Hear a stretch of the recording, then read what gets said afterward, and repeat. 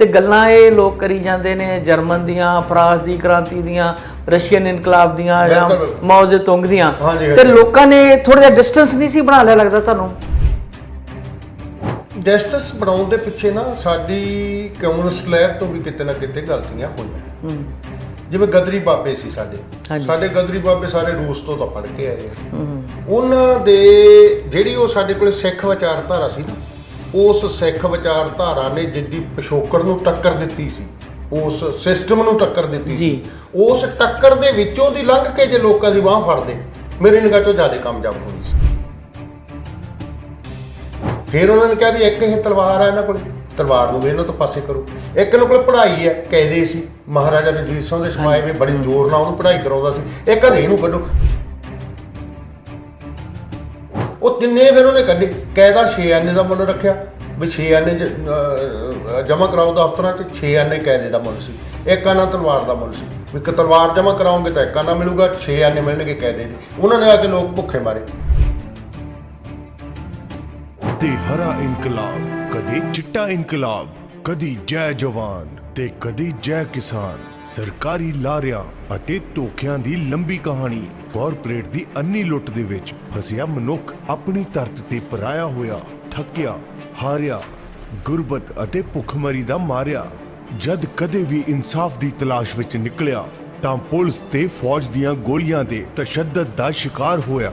ਫਿਰ ਜਦੋਂ ਆ ਕੇ ਚੁੱਕਦਾ ਹੈ ਹਥਿਆਰ, ਫਿਰ ਬਣ ਜਾਂਦਾ ਹੈ ਝੂਠੇ ਸਰਕਾਰੀ ਕਾਗਜ਼ਾਂ ਵਿੱਚ ਕਦੀ ਖਾੜਕੂ, ਕਦੇ ਨਕਸਲਾਈਟ ਤੇ ਕਦੇ ਗੈਂਗਸਟਰ। ਕਦੀ ਕਹਾਉਂਦਾ ਹੈ ਅੱਤਵਾਦੀ, ਕਦੇ ਵੱਖਵਾਦੀ, ਕਦੇ ਮਾਓਵਾਦੀ। ਪੰਜਾਬ ਦੇ ਅਣਖੀ ਯੋਧਿਆਂ, ਸੂਰਬੀਰਾਂ ਨਾਲ ਲਬਰੇਜ਼ ਅਮੁੱਕ ਕਹਾਣੀਆਂ ਦਾ ਇੱਕ ਸ਼ਾਨਾ ਮੱਤਾ ਇਤਿਹਾਸ। ਜ਼ੁਲਮ ਅਤੇ ਧੱਕੇਸ਼ਾਹੀ ਵਿਰੁੱਧ ਡਟ ਕੇ ਮੁਕਾਬਲਾ ਕਰਨ ਵਾਲਿਆਂ ਅਣਖੀਲੇ ਪੰਜਾਬੀ ਯੋਧਿਆਂ ਦੇ ਹੌਸਲੇ ਅਤੇ ਦਲੇਰੀ ਦੀ ਦਾਸਤਾਨ ਪੇਸ਼ ਕਰਦਾ ਹੈ ਹਫ਼ਤਾਵਾਰੀ ਪ੍ਰੋਗਰਾਮ ਇਨਕਲਾਬ ਜ਼ਿੰਦਾਬਾਦ। ਤੁਸੀਂ ਵੇਖ ਰਹੇ ਹੋ ਟੀਵੀ ਪੰਜਾਬੀ ਦੁਨੀਆ। ਅਸੀਂ ਹਫ਼ਤਾਵਾਰੀ ਪ੍ਰੋਗਰਾਮ ਇਨਕਲਾਬ ਜ਼ਿੰਦਾਬਾਦ ਲੈ ਕੇ ਤੁਹਾਡੀ ਸੇਵਾ 'ਚ ਹਾਜ਼ਰ ਹੋਏ ਹਾਂ ਜੀ। ਅੱਜ ਮੇਰੇ ਨਾਲ ਤਰਕਸ਼ੀਲ ਸੁਸਾਇਟੀ ਦੇ ਕੁਝ ਦੋਸਤ ਆਏ ਨੇ, ਜਿਨ੍ਹਾਂ ਨਾਲ ਅਸੀਂ ਗੱਲਾਂ ਬਾਤਾਂ ਕਰਾਂਗੇ ਤਰਕਸ਼ੀਲਤਾ ਦੇ ਸੰਬੰਧ ਵਿੱਚ, ਔਰ ਸਮਾਜ ਦੇ ਵਿੱਚ ਇਹਦੀ ਕਿੰਨੀ ਕੁ ਜ਼ਰੂਰਤ ਆ, ਔਰ ਇਹਦੀ ਕਿਸ ਤਰ੍ਹਾਂ ਦੀ ਲਹਿਰ ਜਿਹੜੀ ਆ ਉਹ ਚੱਲ ਰਹੀ ਆ, ਉਹਦੇ ਬਾਰੇ ਕੁਝ ਜਾਣਨ ਦਾ ਅਸੀਂ ਯਤਨ ਕਰਾਂਗੇ। ਤੁਸੀਂ ਸਕਰੀਨ ਤੇ ਵੇਖ ਚੁੱਕੇ ਹੋ ਸਰਜੀਤ ਦੌਧਰੀ ਮੇਰੇ ਨਾਲ ਬੈਠੇ ਨੇ। ਤਰਕਸ਼ੀਲ ਸੁਸਾਇਟੀ ਪੰਜਾਬ ਤੋਂ ਇਹ ਆਏ ਨੇ ਸੱਜਣ, ਤੇ ਇਹਨਾਂ ਨਾਲ ਕੁਝ ਗੱਲਾਂ ਬਾਤਾਂ ਕਰਾਂਗੇ। ਸੋ ਦਰਸ਼ਕਾਂ ਦੇ ਨਾਲ ਨਾਲ ਅਸੀਂ ਦੌਧਰ ਸਾਹਿਬ ਤੁਹਾਡਾ ਸਵਾਗਤ ਕਰਦੇ ਹਾਂ। ਬਹੁਤ ਧੰਨਵਾਦ ਜੀ ਤੁਹਾਡਾ ਜਿਹੜਾ ਦਰਸ਼ਕਾਂ ਦੇ ਰੂਬਰੂ ਕਰਾਉਣ ਲੱਗੇ। ਮਿਹਰਬਾਨੀ ਜੀ ਸਾਹਿਬ। ਦੌਧਰ ਸਾਹਿਬ, ਤਰਕਸ਼ੀਲ ਲਹਿਰ ਬਾਰੇ ਮੈਂ ਤੁਹਾਡੇ ਕੋਲ ਬੇਸਿਕ ਪਹਿਲਾਂ ਜਾਣਨਾ ਚਾਹੁੰਦਾ ਕਿ ਤਰਕਸ਼ੀਲਤਾ ਹੁੰਦੀ ਕੀ ਆ ਤੇ ਇਹਦੀ ਲੋੜ ਕੀ ਹੈ ਸਾਨੂੰ? ਅਸਲ 'ਚ ਤਰਕਸ਼ੀਲ ਵਿਚਾਰ ਮਨੁੱਖ ਦੇ ਨਾਲ ਹੀ ਜੰਮਿਆ। ਕੁਛ ਮਨੁੱਖ ਆ ਜਿਹੜੇ ਉਹ ਕਹੇ ਸੁਣੇ ਤੇ ਹੀ ਇਤਵਾਰ ਕਰਨ ਵਾਲੇ ਹੁੰਦੇ ਆ। ਕੁਛ ਮਨੁੱਖ ਸੀ ਜਿਹੜੇ ਉਹ ਗੱਲ ਨੂੰ ਪਰਖ ਕੇ ਕਿਸੇ ਵਿਗਿਆਨਕ ਆਧਾਰ ਤੇ ਮੰਨਣ ਵਾਲੇ ਹੁੰਦੇ ਆ। ਜਿਹੜੇ ਵਿਗਿਆਨਕ ਆਧਾਰ ਤੇ ਮੰਨਣ ਵਾਲੇ ਤਰਕਸ਼ੀਲ ਮਨੁੱਖ ਜਾਂ ਤਰਕ ਦੇ ਆਧਾਰ ਤੇ ਸੋਚਣ ਵਾਲੇ ਮਨੁੱਖ, ਉਹਨਾਂ ਦਾ ਬੋਲਬਾਲਾ ਜਿਹੜਾ ਉਹ ਅਸਲ 'ਚ ਪ੍ਰਵਚਨਾਂ ਦੇ ਵਿੱਚ ਕਿਤੇ ਨਾ ਕਿਤੇ ਦੱਬਿਆ ਜਾਂਦਾ ਰਿਹਾ ਲੰਮੇ ਸਮੇਂ ਦੌਰਾਨ। ਕਿਉਂਕਿ ਸਾਡੇ ਤੇ ਉਹ ਪ੍ਰਵਚਨ ਜਿਹੜੇ ਸਾਧੂ ਸੰਤਾਂ ਵਾਲੇ ਤੇ ਹੋਰ ਕਈ ਕੁਛ ਉਹ ਭਾਰੂ ਰਹੇ ਹੈ। ਸਾਡੇ ਸੰਵਾਦ ਦੀ ਪਰੰਪਰਾ ਹੈ ਨਹੀਂ ਸੀ, ਸਵਾਲ ਜਵਾਬ ਕਰਨ ਦੀ ਪਰੰਪਰਾ ਹੀ ਹੈ ਨਹੀਂ ਸੀ। ਉਸ ਪਰੰਪਰਾ ਕਰਕੇ ਉਹ ਜਿਹੜੇ ਵਿਚਾਰ ਸੀ ਉਹਨਾਂ ਨੂੰ ਉਹਨਾਂ ਬਲ ਨਹੀਂ ਮਿਲਿਆ। ਜੇ ਆਪਾਂ ਪੰਜਾਬ ਦੀ ਗੱਲ ਕਰੀਏ ਤਾਂ ਪੰਜਾਬ 'ਚ ਪਹਿਲਾਂ 2 ਮੁੱਢਲੀਆਂ ਕਿਤਾਬਾਂ ਤੇ ਦੇਵਪੁਰ ਸਾਰਗੇ ਤੇ ਦੇਵਦੈਂਤ ਤੇ ਰੂਹਾਂ, ਇਹ 1984 'ਚ ਇਹਨਾਂ ਦਾ ਅਨੁਵਾਦ ਹੋਇਆ। ਜਦੋਂ ਇਹਨਾਂ ਦਾ ਅਨੁਵਾਦ ਹੋਇਆ ਤੇ ਫਿਰ ਹਰ ਇੱਕ ਬੁੱਧੀਜੀਵੀ ਨੂੰ ਜਿਹੜਾ ਚੀਜ਼ ਉਹ ਲੱਭਦਾ ਫਿਰਦਾ ਸੀ ਉਹ ਲੱਭ ਗਈ। ਕਿਉਂ? ਕਿਉਂਕਿ ਜਿਹੜੇ ਸਾਡੇ ਖੱਬੇ ਪੱਖੀ ਵੀਰ ਸੀ, ਉਹਨਾਂ ਕੋਲੇ ਜਦੋਂ ਕੋਈ ਪਿੰਡ 'ਚ ਕੋਈ ਖੇਡਾਂ ਪਾਉਣ ਵਾਲਾ ਆਉਂਦਾ ਸੀ, ਜਾਂ ਕੋਈ ਅੱਖਾਂ ਤੇ ਪੱਟੀ ਬੰਨ੍ਹ ਕੇ ਮੋਟਰਸਾਈਕਲ ਚਲਾਉਂਦਾ ਸੀ, ਜਾਂ ਕੋਈ ਕੋਲਿਆਂ ਤੇ ਤੁਰ ਕੇ ਵਿਖਾਉਂਦਾ ਸੀ, ਜਦੋਂ ਉਹਨਾਂ ਨੂੰ ਕਹਿੰਦੇ ਸੀ ਵੀ ਆਹ ਇਹਦੇ ਪਿਛਲਾ ਕਾਰਨ, ਉਹਨਾਂ ਨੂੰ ਪਿਛਲਾ ਕਾਰਨ ਨਹੀਂ ਸੀ ਪਤਾ ਹੁੰਦਾ। ਕਿਉਂ? ਕਿਉਂਕਿ ਉਹ ਕਿਤਾਬ ਆਉਣ ਤੋਂ ਪਹਿਲਾਂ ਪਿਛਲਾ ਕਾਰਨ ਸਾਡੇ ਵੀ ਧਿਆਨ 'ਚ ਨਹੀਂ ਸੀ ਆਇਆ।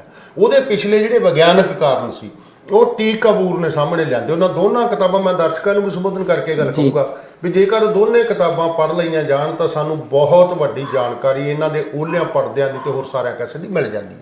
ਫਿਰ ਉਹਨੂੰ ਜਦੋਂ ਬੁੱਧੀਜੀਵੀਆਂ ਨੇ ਉਹ ਕਿਤਾਬਾਂ ਪੜ੍ਹੀਆਂ ਤੇ ਉਹਦਾ ਫਿਰ ਬਹੁਤ ਵੱਡੀ ਪੱਧਰ ਤੇ ਉਹ ਵੇਖੀਆਂ ਵਿਕਣ ਦੇ ਨਾਲ ਫਿਰ ਤਰਕਸ਼ੀਲ ਸੁਸਾਇਟੀ ਜਨਮ ਲੈਂਦੀ ਹੈ।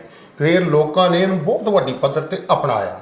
ਇਸ ਵੇਲੇ ਤਰਕਸ਼ੀਲ ਸੁਸਾਇਟੀ ਦਾ ਬੋਲਬਾਲਾ ਇੰਨਾ ਹੈ ਵੀ ਜੇ ਕਿਸੇ ਮਰੀਜ਼ ਨੂੰ ਕਿਸੇ ਦੇ ਘਰੇ ਇੱਟਾਂ ਰੋੜੇ ਵੱਜਦੇ ਆ, ਖੂਨ ਦੇ ਛਿੱਟੇ ਪੈਂਦੇ ਆ, ਜਾਂ ਕੋਈ ਹੋਰ ਅਲੌਕਿਕ ਘਟਨਾਵਾਂ ਜਿਹਨੂੰ ਆਪਾਂ ਕਹਿੰਦੇ ਆ ਵਾਪਰਦੀਆਂ, ਜਾਂ ਕੋਈ ਸਿਰ ਘਮਾਉਂਦਾ, ਉੱਥੇ ਜੇਕਰ ਕਿਸੇ ਸਾਧ ਸੰਤ ਦੀ ਕੋਈ ਗੱਲ ਕਰਦਾ ਵੀ ਫਲਾਣੇ ਕੋਲੇ ਲੈ ਜਾਓ, ਤੇ ਨਾਲ ਹੀ ਇੱਕ ਤਰਕਸ਼ੀਲ ਸੁਸਾਇਟੀ ਦੀ ਗੱਲ ਵੀ ਕਰਦਾ ਵੀ ਯਾਰ ਤਰਕਸ਼ੀਲ ਸੁਸਾਇਟੀ ਦਾ ਮੁਫਤ ਇਲਾਜ ਕਰਦੇ ਆ, ਵੀ ਤੁਸੀਂ ਕਿਤੋਂ ਲੁੱਟ ਨਾ ਕਰਾਓ, ਘੱਟੋ ਘੱਟ ਤਰਕਸ਼ੀਲ ਸੁਸਾਇਟੀ ਕੋਲੇ ਇਸ ਮਰੀਜ਼ ਨੂੰ ਦਿਖਾ ਦਿਓ। ਇਸ ਗੱਲ ਦਾ ਸਾਨੂੰ ਮਤਲਬ ਇੱਕ ਜਿਵੇਂ ਕਹਿ ਦਈਏ ਵੀ ਸਾਨੂੰ ਇੱਕ ਸਿਹਰਾ ਮਿਲਿਆ ਵੀ ਤਰਕਸ਼ੀਲ ਸੁਸਾਇਟੀ ਨੇ ਹਰ ਪਿੰਡ 'ਚ ਉਹੋ ਜਿਹੇ ਵਰਕਰ ਪੈਦਾ ਕਰਤੇ ਜਿਹੜੇ ਮਤਲਬ ਕਿਸੇ ਵੀ ਵਹਿਮ ਭਰਮ ਦੀ, ਜਿਵੇਂ ਦੁੱਧ ਪੀਣ ਦੀ ਘਟਨਾ ਵਾਪਰਦੀ ਆ, ਉੱਥੇ ਵੀ ਸਾਡੇ ਸੁਸਾਇਟੀ ਦੇ ਨੁਮਾਇੰਦੇ ਲਾਈਨ 'ਚ ਲੱਗੇ। ਉਹਨਾਂ ਨੇ ਮੌਕੇ ਤੇ ਜਾ ਕੇ ਉਸ ਇੱਕੋ ਦਿਨ 'ਚ ਉਹਦਾ ਅੰਤ ਕੀਤਾ। ਇੱਕੋ ਦਿਨ 'ਚ ਪਹਿਲਾਂ ਉਦੋਂ ਘਟਨਾਵਾਂ ਵਾਪਰੀਆਂ, ਤੋਰੀਆਂ ਤੇ ਸੱਪ ਆਇਆ, ਉਦੋਂ ਤਰਕਸ਼ੀਲ ਸੁਸਾਇਟੀ ਹੋਂਦ 'ਚ ਨਹੀਂ ਸੀ। ਇੱਕ ਸਾਡਾ ਤੋਂ ਜਿਹੜਾ ਸਬਜ਼ੀ ਪੈਦਾ ਕਰਨ ਵਾਲਾ ਵਰਗ ਸੀ ਵਿਚਾਰਾ, ਉਹ ਵਰਗ ਹੀ ਭੁੱਖਾ ਮਾਰਤਾ ਇਹਨਾਂ ਨੇ, ਕਿਉਂਕਿ ਤੋਰੀਆਂ ਖਰੀਦਣੋਂ ਹਟ ਗਏ ਲੋਕ। ਉਦੋਂ ਪਹਿਲਾਂ ਇੱਕ ਸਾਡੇ ਘਰਾਂ 'ਚ ਪਿੱਤਲ ਦਾ ਸਟੋਵ ਹੁੰਦਾ ਸੀ, ਉਹਨੇ ਲੱਤਾਂ ਮਾਰੀਆਂ ਸੀ 1975 ਸਟੋਵ ਦੇਤਾ, ਉਹ ਲੱਤ ਮਾਰ ਕੇ ਭਵਿੱਖ ਦੱਸਦਾ ਸੀ। ਉਦੋਂ ਸਾਡੀ ਸੁਸਾਇਟੀ ਦਾ ਜਨਮ ਨਹੀਂ ਸੀ, ਉਹ 2-2.5 ਮਹੀਨੇ ਲਗਾਤਾਰ ਘੈਂਸ ਜੀ ਕਰਦਾ, ਫਿਰ ਅੰਤ ਹੋਇਆ ਹੌਲੀ ਹੌਲੀ। ਪਰ ਜਦੋਂ ਤਰਕਸ਼ੀਲ ਸੁਸਾਇਟੀ ਦਾ ਜਨਮ ਹੋਇਆ ਉਦੋਂ ਵਾਪਰੀ ਦੁੱਧ ਪੀਣ ਦੀ ਘਟਨਾ, ਤੇ ਦੁੱਧ ਪੀਣ ਦੀ ਘਟਨਾ ਦਾ ਅਸੀਂ ਇੱਕੋ ਦਿਨ ਚ ਅੰਤ ਕਰਤਾ, ਕਿਉਂਕਿ ਹਰੇਕ ਲਾਈਨ ਦੇ ਵਿੱਚ ਤਰਕਸ਼ੀਲ ਲੱਗਾ ਵਾ ਸੀ। ਇਹਦਾ ਸਾਨੂੰ ਮਾਣ ਹੈ। ਮੈਨੂੰ ਲੱਗਦਾ ਦੁੱਧ ਗਣੇਸ਼ ਤੇ ਦੁੱਧ ਪੀਣ ਵਾਲੀ ਘਟਨਾ ਮੇਰੇ ਖਿਆਲ ਗੁਜਰਾਤ ਤੋਂ ਗੱਲ ਸ਼ੁਰੂ ਹੋਈ ਸੀ, ਤੇ 2002 ਦੀ ਗੱਲ ਆ, ਜਦੋਂ ਕਿਤੇ ਉੱਥੇ ਐਂਟੀ ਮੁਸਲਿਮ ਦੰਗੇ ਹੋਏ ਸੀ, ਤੇ ਸ਼ਾਇਦ ਉਹਨਾਂ ਨੂੰ ਕਿਤੇ ਇੱਧਰ ਉੱਧਰ ਕਰਨ ਦੇ ਚੱਕਰ ਦੇ ਸਿਆਸੀ ਗੇਮ ਵੀ ਸੀ ਉਹਦੇ ਪਿੱਛੇ। ਕੋਈ ਅਸਲ 'ਚ ਤਾਂ ਇਹ ਹੈ ਵੀ ਇਹਨਾਂ ਨੇ ਇਸ ਵੇਲੇ ਇਹ ਗੱਲ ਸਮਝ ਲਈ ਹੈ ਵੀ ਜੇ ਇੱਕ ਖਬਰ ਕੋਈ ਲੁਕਾਉਣੀ ਹੈ ਤਾਂ ਉਹਦੇ ਨਾਲ ਦੀ ਕੋਈ ਹੋਰ ਖਬਰ ਮੁੱਦਾ ਬਣਾ ਕੇ ਉਹਦੇ ਸਾਹਮਣੇ ਲਿਆਂਦੀ ਜਾਵੇ, ਤੇ ਉਹ ਜਿਹੜੀ ਖਬਰ ਅਸਲੀ ਲੋਕਾਂ 'ਚ ਆਉਣੀ ਚਾਹੀਦੀ ਸੀ ਉਹ ਨਹੀਂ ਆਉਣ ਦਿੰਦੇ। ਇਹਨਾਂ ਨੂੰ ਇਹ ਢੰਗ ਤਰੀਕਾ ਲੱਭ ਗਿਆ, ਕਿਉਂਕਿ ਸਾਰਾ ਮੀਡੀਆ ਇਹਨਾਂ ਦੇ ਕੋਲੇ ਹੈ। ਪਰ ਫਿਰ ਵੀ ਜਿਹੜੀ ਇਹ ਘਟਨਾ ਨੂੰ ਲਮਿਆਉਣਾ ਚਾਹੁੰਦੇ ਸੀ, ਜਿਵੇਂ ਦੁੱਧ ਪੀਣ ਦੀ ਘਟਨਾ ਨੂੰ ਲਮਿਆਉਣਾ ਚਾਹੁੰਦੇ ਸੀ ਨਾ, 5-7-10 ਦਿਨ ਖਾਣੇ ਮੀਡੀਆ 'ਚ ਰਹੂ, ਉਹ ਇੱਕੋ ਦਿਨ 'ਚ ਲੋਕਾਂ ਨੇ ਅੰਤ ਕਰਤਾ। ਇਹਦਾ ਮਤਲਬ ਸਿਰਾ ਸੁਸਾਇਟੀ ਨੂੰ ਜਾਂਦਾ। ਅੱਛਾ ਦੋਦਰ ਸਾਹਿਬ, ਮੈਂ ਤੁਹਾਡੇ ਕੋਲ ਇਹ ਜਾਣਨਾ ਚਾਹੁੰਦਾ, ਤੁਸੀਂ ਹੁਣ ਆਪਣੇ ਆਪ ਹੀ ਜ਼ਿਕਰ ਕੀਤਾ ਕਿ ਸਾਡੇ ਖੱਬੇ ਪੱਖੀ ਵੀਰਾਂ ਕੋਲ ਉਹ ਤਰਕ ਦਾ ਆਧਾਰ ਨਹੀਂ ਸੀ ਹੁੰਦਾ ਜਿੰਨਾ ਚਿਰ ਕਪੂਰ ਸਾਹਿਬ ਦੀਆਂ ਕਿਤਾਬਾਂ ਨਹੀਂ ਸੀ ਆਈਆਂ, ਤੁਸੀਂ ਇਹ ਕਹਿ ਰਹੇ ਸੀਗੇ। ਮੈਂ ਤੁਹਾਡੇ ਕੋਲ ਇਹ ਜਾਣਨਾ ਚਾਹੁੰਦਾ ਕਿ ਤਰਕਸ਼ੀਲਤਾ ਦਾ ਮਾਰਕਸਿਜ਼ਮ ਨਾਲ ਕੀ ਸਿੱਧਾ ਸੰਬੰਧ ਹੈ ਕੁਝ, ਜਾਂ ਕੋਈ ਵਿਅਕਤੀ ਜਿਹੜਾ ਮਾਰਕਸਿਸਟ ਨਹੀਂ ਵੀ ਆ ਉਹ ਵੀ ਤਰਕਸ਼ੀਲ ਹੋ ਸਕਦਾ? ਨਹੀਂ, ਤਰਕਸ਼ੀਲ ਤੇ ਮਾਰਕਸਿਸਟ ਜਿਹੜਾ ਖੱਬੇ ਪੱਖੀ ਵਿਚਾਰਾਂ ਦਾ ਜਾਂ ਮਾਰਕਸਵਾਦ ਨੂੰ ਪੜ੍ਹਨਾ, ਇਹ ਹੈ ਤਾਂ ਦੋ ਵਿਚਾਰਧਾਰਾਵਾਂ ਪੜ੍ਹਨ ਦੇ ਲੈਵਲ ਤੋਂ। ਜੇ ਆਪਾਂ ਦੇਖੀਏ, ਜੇ ਆਪਾਂ ਮਾਰਕਸਵਾਦ ਨਹੀਂ ਪੜ੍ਹਦੇ ਤਾਂ ਸਾਨੂੰ ਸਮੁੱਚੇ ਸੰਸਾਰ ਤੇ ਵਾਪਰਦੀਆਂ ਉਹਨਾਂ ਘਟਨਾਵਾਂ ਦਾ ਪਤਾ ਨਹੀਂ ਲੱਗਣਾ ਜਿਹੜੀਆਂ ਘਟਨਾਵਾਂ ਮਨੁੱਖਤਾ ਵਾਸਤੇ, ਮਨੁੱਖਤਾ ਦੇ ਪੈਰਾਂ ਦਾ ਇਸ ਵੇਲੇ ਜੰਜੀਰਾਂ ਬਣੀਆਂ ਹੋਈਆਂ। ਜੇ ਤਾਂ ਉਹ ਜੰਜੀਰਾਂ ਨੂੰ ਕੱਟਣ ਦੀ ਸਾਰੀ ਸਮਝਣੀ ਹੈ ਆਪਣੀ, ਉਹਦਾ ਇਤਿਹਾਸ, ਉਹਦਾ ਆਉਣ ਵਾਲਾ ਭਵਿੱਖ ਕੀ ਹੈ, ਫਿਰ ਤਾਂ ਸਾਨੂੰ ਮਾਰਕਸਵਾਦ ਪੜ੍ਹਨਾ ਪਊਗਾ, ਕਿਉਂਕਿ ਮਾਰਕਸਵਾਦ ਹੀ ਦੱਸਦਾ ਕਦੋਂ ਕਿਵੇਂ ਕੀ ਕੁਛ ਵਾਪਰਿਆ ਤੇ ਕੀ ਕੁਛ ਵਾਪਰੂਗਾ। ਤਰਕਸ਼ੀਲ ਸੁਸਾਇਟੀ ਨੇ ਇਹਦੇ ਵਿੱਚ ਜਿਹੜਾ ਲੋਕ ਇੱਕ ਪਿੱਛੇ ਕਿਸੇ ਗੰਮੀ ਤਾਕਤ ਨੂੰ ਵੇਖਦੇ ਸੀ ਵੀ ਸਾਡੇ ਤਾਂ ਕਰਮਾਂ 'ਚ ਹੀ ਲਿਖਿਆ, ਸਾਡੇ ਤਾਂ ਵਾਪਰਨਾ ਹੀ ਆਏ ਆ, ਕਈ ਵਾਰੀ ਉਹ ਮਤਲਬ ਤਰਕਸ਼ੀਲ ਦੇ ਰਾਹ ਹੁੰਦਿਆਂ ਹੋਇਆਂ ਉਹਨਾਂ ਨੂੰ ਮਾਰਕਸ ਦਾ ਰਾਹ ਫੜਿਆ ਉਹਨਾਂ ਨੇ। ਇਹ ਸਾਨੂੰ ਮਾਣ ਹੈ ਇਸ ਗੱਲ ਦਾ, ਕਿਉਂਕਿ ਉਹਨਾਂ ਚਿਰ ਉਹ ਮਾਰਕਸਵਾਦ ਉਹਨਾਂ ਨੂੰ ਕਈ ਵਾਰੀ ਭਾਰਾ ਲੱਗਦਾ ਸੀ ਵੀ ਭਾਰਾ, ਕਿਉਂਕਿ ਸ਼ਬਦ ਭਾਰੇ ਹੈ। ਪਰ ਜੋ ਤਰਕਸ਼ੀਲ ਸੁਸਾਇਟੀ ਨੇ ਇੱਕ ਉਸ ਡੰਡੀ ਨੂੰ ਫੜ ਲਿਆ ਜਿਹੜੀ ਮਾਰਕਸਵਾਦ 'ਚ ਜਾ ਕੇ ਰਲਦੀ ਸੀ, ਉਸ ਡੰਡੀ ਪੈ ਕੇ ਮਾਰਕਸਵਾਦ ਦੇ ਰਾਹ ਤੇ ਬਹੁਤ ਸਾਰੇ ਬੱਚੇ ਜਿਹੜੇ ਸਾਡੇ ਨਾਲ ਜੁੜੇ ਸੀ ਤੁਰੇ ਆ। ਮੇਰੀ ਆਪਦੀ ਖੁਦ ਦੀ ਕੁੜੀ ਤਰਕਸ਼ੀਲ ਕਿਤਾਬਾਂ ਪੜ੍ਹ ਕੇ, ਅਮਨ ਲਲਕਾਰ ਜਿਹੜੀ ਚੰਡੀਗੜ੍ਹ ਇਸ ਵੇਲੇ ਹੁੰਦੀ ਹੈ, ਉਹ ਵੀ ਤਰਕਸ਼ੀਲ ਕਿਤਾਬਾਂ ਪੜ੍ਹ ਕੇ ਮਾਰਕਸਵਾਦ ਦਾ ਰਾਹ ਫੜਿਆ। ਮੇਰਾ ਮੁੰਡਾ ਹੈ, ਉਹਨੇ ਵੀ ਤਰਕਸ਼ੀਲ ਕਿਤਾਬਾਂ ਪੜ੍ਹ ਕੇ ਮਤਲਬ ਕੀ ਹੈ ਵੀ ਮਾਰਕਸਵਾਦ ਨੂੰ ਪੜ੍ਹਨ ਵਾਸਤੇ ਅਸੀਂ ਇੱਕ ਹਲਾਰਾ ਦਿੰਦੇ ਹਾਂ ਵੀ ਜੇ ਤੁਸੀਂ ਵੱਡੀ ਦੁਨੀਆ ਨੂੰ ਸਮਝਣਾ ਤਾਂ ਆ ਪਿਆ ਸਾਡੇ ਸਾਹਮਣੇ। ਦੋਦਰ ਸਾਹਿਬ, ਵੈਸੇ ਉੱਦਾਂ ਜੇ ਆਪਾਂ ਸੋਚੀਏ ਵੱਖ-ਵੱਖ ਮੁਲਕਾਂ ਦਾ ਵੱਖ-ਵੱਖ ਪਿਸ਼ਠਭੂਮੀ ਹੁੰਦੀ ਆ, ਜਿੱਦਾਂ ਭਾਰਤ ਦੇ ਸੰਦਰਭ ਦੇ ਵਿੱਚ ਵੇਖੀਏ ਤੇ ਉੱਥੇ ਰਿਲੀਜਨ ਦੀ ਬਹੁਤ ਤਕੜੀ ਪਕੜ ਰਹੀ ਆ, ਔਰ ਰਿਲੀਜਨ ਵੀ ਇਸ ਤਰ੍ਹਾਂ ਦਾ ਕਿ ਜਿਹੜਾ ਬਿਲਕੁਲ ਹੀ ਅੰਧੇਰ ਦੇ ਉੱਤੇ ਟਿਕਿਆ ਹੋਇਆ ਸੀਗਾ। ਜੇ ਸਿੱਖੀਜ਼ਮ ਨੂੰ ਥੋੜਾ ਜਿਹਾ ਪਾਸੇ ਕਰ ਲਈਏ, ਕਿਉਂਕਿ ਬਾਅਦ ਚ ਆਈ ਇੱਕ ਪ੍ਰਗਤੀ ਦੀ ਲਹਿਰ ਸੀ, ਜਾਂ ਜਿਹੜਾ ਭਗਤੀ ਲਹਿਰ ਸਾਡੇ ਉਸ ਸਮਿਆਂ ਚ ਆਈ, ਤੇ ਉਹਨੇ ਕਾਫੀ ਚੀਜ਼ਾਂ ਨੂੰ ਇਹਨਾਂ ਨੂੰ ਖੰਡਨ ਕੀਤਾ ਕਿ ਇਹ ਚੀਜ਼ਾਂ ਗਲਤ ਨੇ, ਪਰ ਤਾਂ ਵੀ ਲੋਕ ਜਿਹੜੇ ਸੀ ਉਹ ਫਸੇ ਹੋਏ ਸੀ। ਪਰ ਮਾਰਕਸਵਾਦ ਦਾ ਜਿਹੜਾ ਸਿਧਾਂਤ ਹੈ ਜਦੋਂ ਯੂਰਪ ਤੋਂ ਜਾਂਦਾ ਹੈ, ਤੇ ਇੱਕ ਤੇ ਨਾ ਉਹ ਚੀਜ਼ਾਂ ਦੇ ਨਾਂ ਉੱਥੋਂ ਦੇ ਚੀਜ਼ਾਂ ਸਾਡੇ ਸੱਭਿਆਚਾਰ ਨਾਲ ਬਹੁਤੀਆਂ ਮੇਲ ਨਹੀਂ ਸੀ ਖਾਂਦੀਆਂ, ਤੇ ਤਾਂ ਕਰਕੇ ਵੀ ਲੋਕਾਂ ਨੂੰ ਐ ਲੱਗ, ਜਿਹੜਾ ਤੁਸੀਂ ਸ਼ਬਦ ਵਰਤਿਆ ਭਾਰਾਪਣ ਸੀਗਾ, ਉਹ ਮੈਨੂੰ ਲੱਗਦਾ ਕਿ ਉਹਦੇ ਵਿੱਚ ਵਾਕਿਆ ਹੀ ਇੱਕ ਮੁਸ਼ਕਲ ਆਉਂਦੀ ਸੀ ਲੋਕਾਂ ਨੂੰ ਵੀ ਯਾਰ ਸਮੱਸਿਆ ਸਾਡੀ ਇੱਥੇ ਦੀ ਆ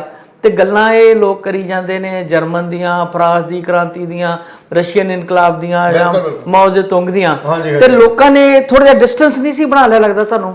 ਡਿਸਟੈਂਸ ਬਣਾਉਣ ਦੇ ਪਿੱਛੇ ਨਾ ਸਾਡੀ ਕਮਿਊਨਿਸਟ ਲਹਿਰ ਤੋਂ ਵੀ ਕਿਤੇ ਨਾ ਕਿਤੇ ਗਲਤੀਆਂ ਹੋਈਆਂ। ਜਿਵੇਂ ਗਦਰੀ ਬਾਬੇ ਸੀ ਸਾਡੇ ਗਦਰੀ ਬਾਬੇ ਸਾਰੇ ਰੂਸ ਤੋਂ ਤਾਂ ਪੜ੍ਹ ਕੇ ਆਏ ਆ। ਉਹਨਾਂ ਦੇ ਜਿਹੜੀ ਉਹ ਸਾਡੇ ਕੋਲੇ ਸਿੱਖ ਵਿਚਾਰਧਾਰਾ ਸੀ ਨਾ, ਉਸ ਸਿੱਖ ਵਿਚਾਰਧਾਰਾ ਨੇ ਜਿੱਡੀ ਪਿਛੋਕੜ ਨੂੰ ਟੱਕਰ ਦਿੱਤੀ ਸੀ, ਉਸ ਸਿਸਟਮ ਨੂੰ ਟੱਕਰ ਦਿੱਤੀ ਸੀ, ਉਸ ਟੱਕਰ ਦੇ ਵਿੱਚੋਂ ਦੀ ਲੰਘ ਕੇ ਜੇ ਲੋਕਾਂ ਦੀ ਬਾਂਹ ਫੜਦੇ ਮੇਰੀ ਨਿਗਾਹ ਚੋਂ ਜ਼ਿਆਦਾ ਕਾਮਯਾਬ ਹੋਣੀ ਸੀ। ਅਸੀਂ ਉਸ ਵਿਚਾਰਧਾਰਾ ਦੇ ਉਸ ਵਿਚਾਰਧਾਰਕ ਪੱਖ ਨੂੰ ਰਸ਼ੀਅਨ ਵਿਚਾਰਧਾਰਾ ਦੇ ਨਾਲ ਕਿਤੇ ਨਾ ਕਿਤੇ ਪਿੱਛੇ ਕਰਕੇ ਅਸੀਂ ਅਗਲੀ ਬਾਂਹ ਫੜਨ ਦਾ ਯਤਨ ਕੀਤਾ। ਉਹਦੇ 'ਚ ਅਸੀਂ ਮਾਰ ਖਾਧੀ ਆ, ਮੈਨੂੰ ਇਹ ਲੱਗਾ। ਯਾਨੀ ਕਿ ਇਹ ਜਿਹੜੇ ਇਤਿਹਾਸਕ ਪ੍ਰਸੰਗ ਸੀ ਉਹ ਆਪਣੇ ਹੀਰੋਜ਼ ਜਿਹੜੇ ਹੋਏ ਆ, ਅੱਜ ਅਸੀਂ ਜਦੋਂ ਭਾਵੇਂ ਖੱਬੇ ਪੱਖੀ ਲਹਿਰ ਦੀ ਗੱਲ ਕਰੀਏ, ਤਰਕਸ਼ੀਲਤਾ ਦੀ ਗੱਲ ਕਰੀਏ, ਜੇ ਸ਼ਹੀਦ ਭਗਤ ਸਿੰਘ ਦਾ ਜ਼ਿਕਰ ਕਰਕੇ ਅਸੀਂ ਗੱਲ ਕਰਾਂਗੇ ਤੇ ਉਹ ਲੋਕਾਂ ਨੂੰ ਬਹੁਤ ਨੇੜਿਓਂ ਹੋ ਕੇ ਲੰਘੇਗੀ। ਬਿਲਕੁਲ। ਤੇ ਜੇਕਰ ਅਸੀਂ ਤਰਕਸ਼ੀਲਤਾ ਦੇ ਸਿਧਾਂਤ ਦੀਆਂ ਮਿਸਾਲਾਂ ਰਸ਼ੀਅਨ ਲਿਟਰੇਚਰ ਚੋਂ ਲੱਭਾਂਗੇ, ਯੂਰਪ ਚੋਂ ਲੱਭਾਂਗੇ, ਤੇ ਲੋਕਾਂ ਨੂੰ ਛੇਤੀ ਕਿਤੇ ਹਜਮ ਹੁੰਦੀਆਂ ਨਹੀਂ। ਇਹ ਗਲਤੀ ਹੁਣ ਕਾਮਰੇਡ ਵੀਰ ਵੀ ਸਮਝਣ ਲੱਗੇ ਤੇ ਚੰਗੀ ਗੱਲ ਹੈ। ਪਹਿਲਾਂ ਇਦਾਂ ਸੀਗਾ ਕਿ ਜੇ ਕੋਈ ਬੰਦਾ ਇਸ ਤਰ੍ਹਾਂ ਦੀ ਟੋਕਾ ਟੋਕੀ ਕਰਦਾ ਸੀ, ਕਹਿੰਦੇ ਯਾਰ ਤੂੰ ਟੱਕਿਆ ਰਿਹਾ, ਤੂੰ ਕੈਪੀਟਲ ਪੜ੍ਹੀ ਆ, ਤੈਨੂੰ ਪਤਾ ਇਸ ਚੀਜ਼ ਦਾ, ਉਹ ਮਤਲਬ ਇਸ ਤਰ੍ਹਾਂ ਕਰਕੇ ਬੰਦੇ ਨੂੰ ਝਾੜ ਕੇ ਬਿਠਾ ਦਿੰਦੇ ਸੀਗੇ।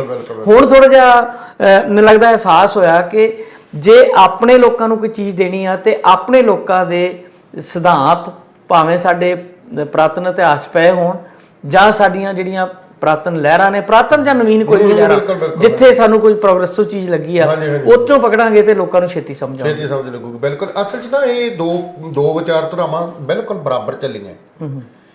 ਰਿਨਾਲਡੋ ਦਾ ਬੈਂਸੀ 1450 'ਚ ਪੈਦਾ ਹੋਇਆ ਯੂਰਪ 'ਚ। ਰਿਨਾਲਡੋ ਦਾ ਬੈਂਸੀ 1727 ਈਸਵੀ ਤੱਕ ਨਿਊਟਨ ਦੇ ਨਿਯਮ, ਇਹ ਜਿਹੜੀ ਸਾਰੇ ਮੁੱਢਲੇ ਨਿਯਮ ਵਿਗਿਆਨ ਦੇ, ਇਹ ਸਾਡੇ ਯੂਰਪ ਚੋਂ ਆਏ ਆ। ਜਿਹੜਾ ਸਾਡੇ ਉਸ ਵੇਲੇ ਹੀ ਸਾਡੇ ਭਾਰਤ 'ਚ ਕੀ ਵਾਪਰਦਾ ਵੀ ਸਾਡੇ ਭਾਰਤ 'ਚ ਪੰਜਾਬ ਦੇ ਖਾਸ ਕਰਕੇ ਹਿੱਸੇ 'ਚ ਗੁਰੂ ਨਾਨਕ ਵਿਚਾਰਧਾਰਾ ਜਨਮ ਲੈਂਦੀ ਹੈ 1469 ਈਸਵੀ ਤੋਂ ਲੈ ਕੇ 1708 ਈਸਵੀ, ਉਹ 1727 ਈਸਵੀ ਤੱਕ 1450 ਤੋਂ ਲੈ ਕੇ, ਮਤਲਬ ਬਰਾਬਰ ਤੇ ਵਾਪਰਦੀ ਹੈ। ਬਰਾਬਰ ਤੇ ਵਾਪਰਨ ਦੀ ਉਹਦੀ ਇੱਕ ਵਜ੍ਹਾ ਵੀ ਉਹ ਲੋਕ ਸੀ ਜਿਹੜੇ ਉਹ ਜੂਲਾ ਜਿਹੜਾ ਸਾਡੇ ਦਿਮਾਗ ਨੂੰ ਇੱਕ ਜਾਲੇ ਲੱਗੇ ਹੋਏ ਸੀ ਭਰਮਵਾਦ ਦੇ, ਵਹਿਮ ਦੇ, ਅਧਿਆਤਮਵਾਦ ਦੇ, ਉਹ ਜਾਲੇ ਲਾ ਚੁੱਕਾ ਸੀ। ਸਾਡੇ ਅਜੇ ਜਾਲੇ ਉਹ ਬਰਕਰਾਰ ਸੀ। ਸਾਡੇ ਜਾਲੇ ਲਾਏ ਆ ਬਾਬੇ ਨਾਨਕ ਨੇ। ਸਾਡੇ ਤਾਂ ਸਿਰ ਤੇ ਬੈਠਾ ਸੀ ਉਹ ਪੁਜਾਰੀ। ਉਹ ਪੁਜਾਰੀ ਜਿਵੇਂ ਕਹਿੰਦਾ ਸੀ, ਸਾਨੂੰ ਉਹਨੇ 4000 ਸਾਲ ਸਕੂਲ 'ਚ ਨਹੀਂ ਵੜਨ ਦਿੱਤਾ, ਪੜ੍ਹਨ ਨਹੀਂ ਦਿੱਤਾ। ਉਹ ਪੁਜਾਰੀ ਜਿਵੇਂ ਕਹਿੰਦਾ ਸੀ, ਸਾਡੇ ਜਿਹੜੇ ਆਮ ਇੱਥੋਂ ਦੇ ਨੁਮਾਇੰਦੇ ਰਹਿائش ਜਿਨ੍ਹਾਂ ਦੀ ਰੱਖੀ ਸੀ, ਇੱਥੋਂ ਦੇ ਵਾਸੀ ਸੀ, ਉਹਨਾਂ ਦੇ ਸਿਰ 'ਚ ਵੜ ਗਈ ਉਹ ਵਿਚਾਰਧਾਰਾ। ਉਹ ਇੰਨੀ ਦਾਬੂ ਕਰਤਾ ਉਹਨਾਂ ਨੇ ਵੀ ਉਹ ਪ੍ਰਸ਼ਨ ਕਰਨ ਜੋਗੇ ਨਹੀਂ ਰਹੇ। ਉੱਥੇ 3 ਵਿਚਾਰਧਾਰਾਵਾਂ ਚੱਲੀਆਂ। ਇੱਕ ਚੱਲਿਆ ਪ੍ਰਵਚਨ ਹੁੰਦਾ ਵੀ ਜਿਹੜਾ ਕੁਝ ਤੁਸੀਂ ਕਹੀ ਜਾਂਦੇ, ਇੱਕ ਬੰਦਾ ਕਹਿ ਕੇ ਚੱਲ ਗਿਆ, ਦੂਜਿਆਂ ਨੇ ਸਿਰ ਲਾਉਣਾ, ਸਿਰ ਹੀ ਮਾਰਨਾ। ਇੱਕ ਹੁੰਦਾ ਵਾਦ ਵਿਵਾਦ ਅਸੀਂ ਭਾਰਤ ਦੇ ਚੈਨਲਾਂ ਤੇ ਰੋਜ਼ ਵੇਖਦੇ, ਇੱਕ ਮੁਸਲਮਾਨ ਬੈਠਾ ਹੁੰਦਾ, ਇੱਕ ਹਿੰਦੂ ਬੈਠਾ ਹੁੰਦਾ, ਇੱਕ ਸਿੱਖ ਬੈਠਾ ਹੁੰਦਾ, ਤਿੰਨਾਂ ਨੂੰ ਲੜਾਈ ਜਾਂਦੇ ਆ। ਘੰਟੇ ਪੌਣੇ ਘੰਟੇ ਬਾਅਦ ਬਹਿਸ ਤੋਂ ਨਿਕਲਦਾ ਕੁਛ ਨਹੀਂ। ਸਾਡਾ ਬਲੱਡ ਪ੍ਰੈਸ਼ਰ ਵਧਾ ਕੇ ਉਹ ਘਰੇ ਜਾ ਵੜਦੇ। ਸਹੀ ਸ਼ਬਦ ਮੇਰੇ ਕੋਲ ਸੰਵਾਦ ਹੈ। ਹਾਂ, ਸਹੀ ਸੰਵਾਦ। ਸੰਵਾਦ ਦੀ ਪਰੰਪਰਾ ਚਲਾਈ ਹੈ ਬਾਬੇ ਨਾਨਕ। ਉਹਦਾ ਵੀ ਪਹਿਲਾਂ ਤੁਸੀਂ ਦੱਸੋ, ਕੁਝ ਕਹੀਏ, ਕੁਝ ਸੁਣੀਏ। ਹਾਂ, ਕੁਝ ਸੁਣੀਏ, ਕੁਝ ਕਹੀਏ।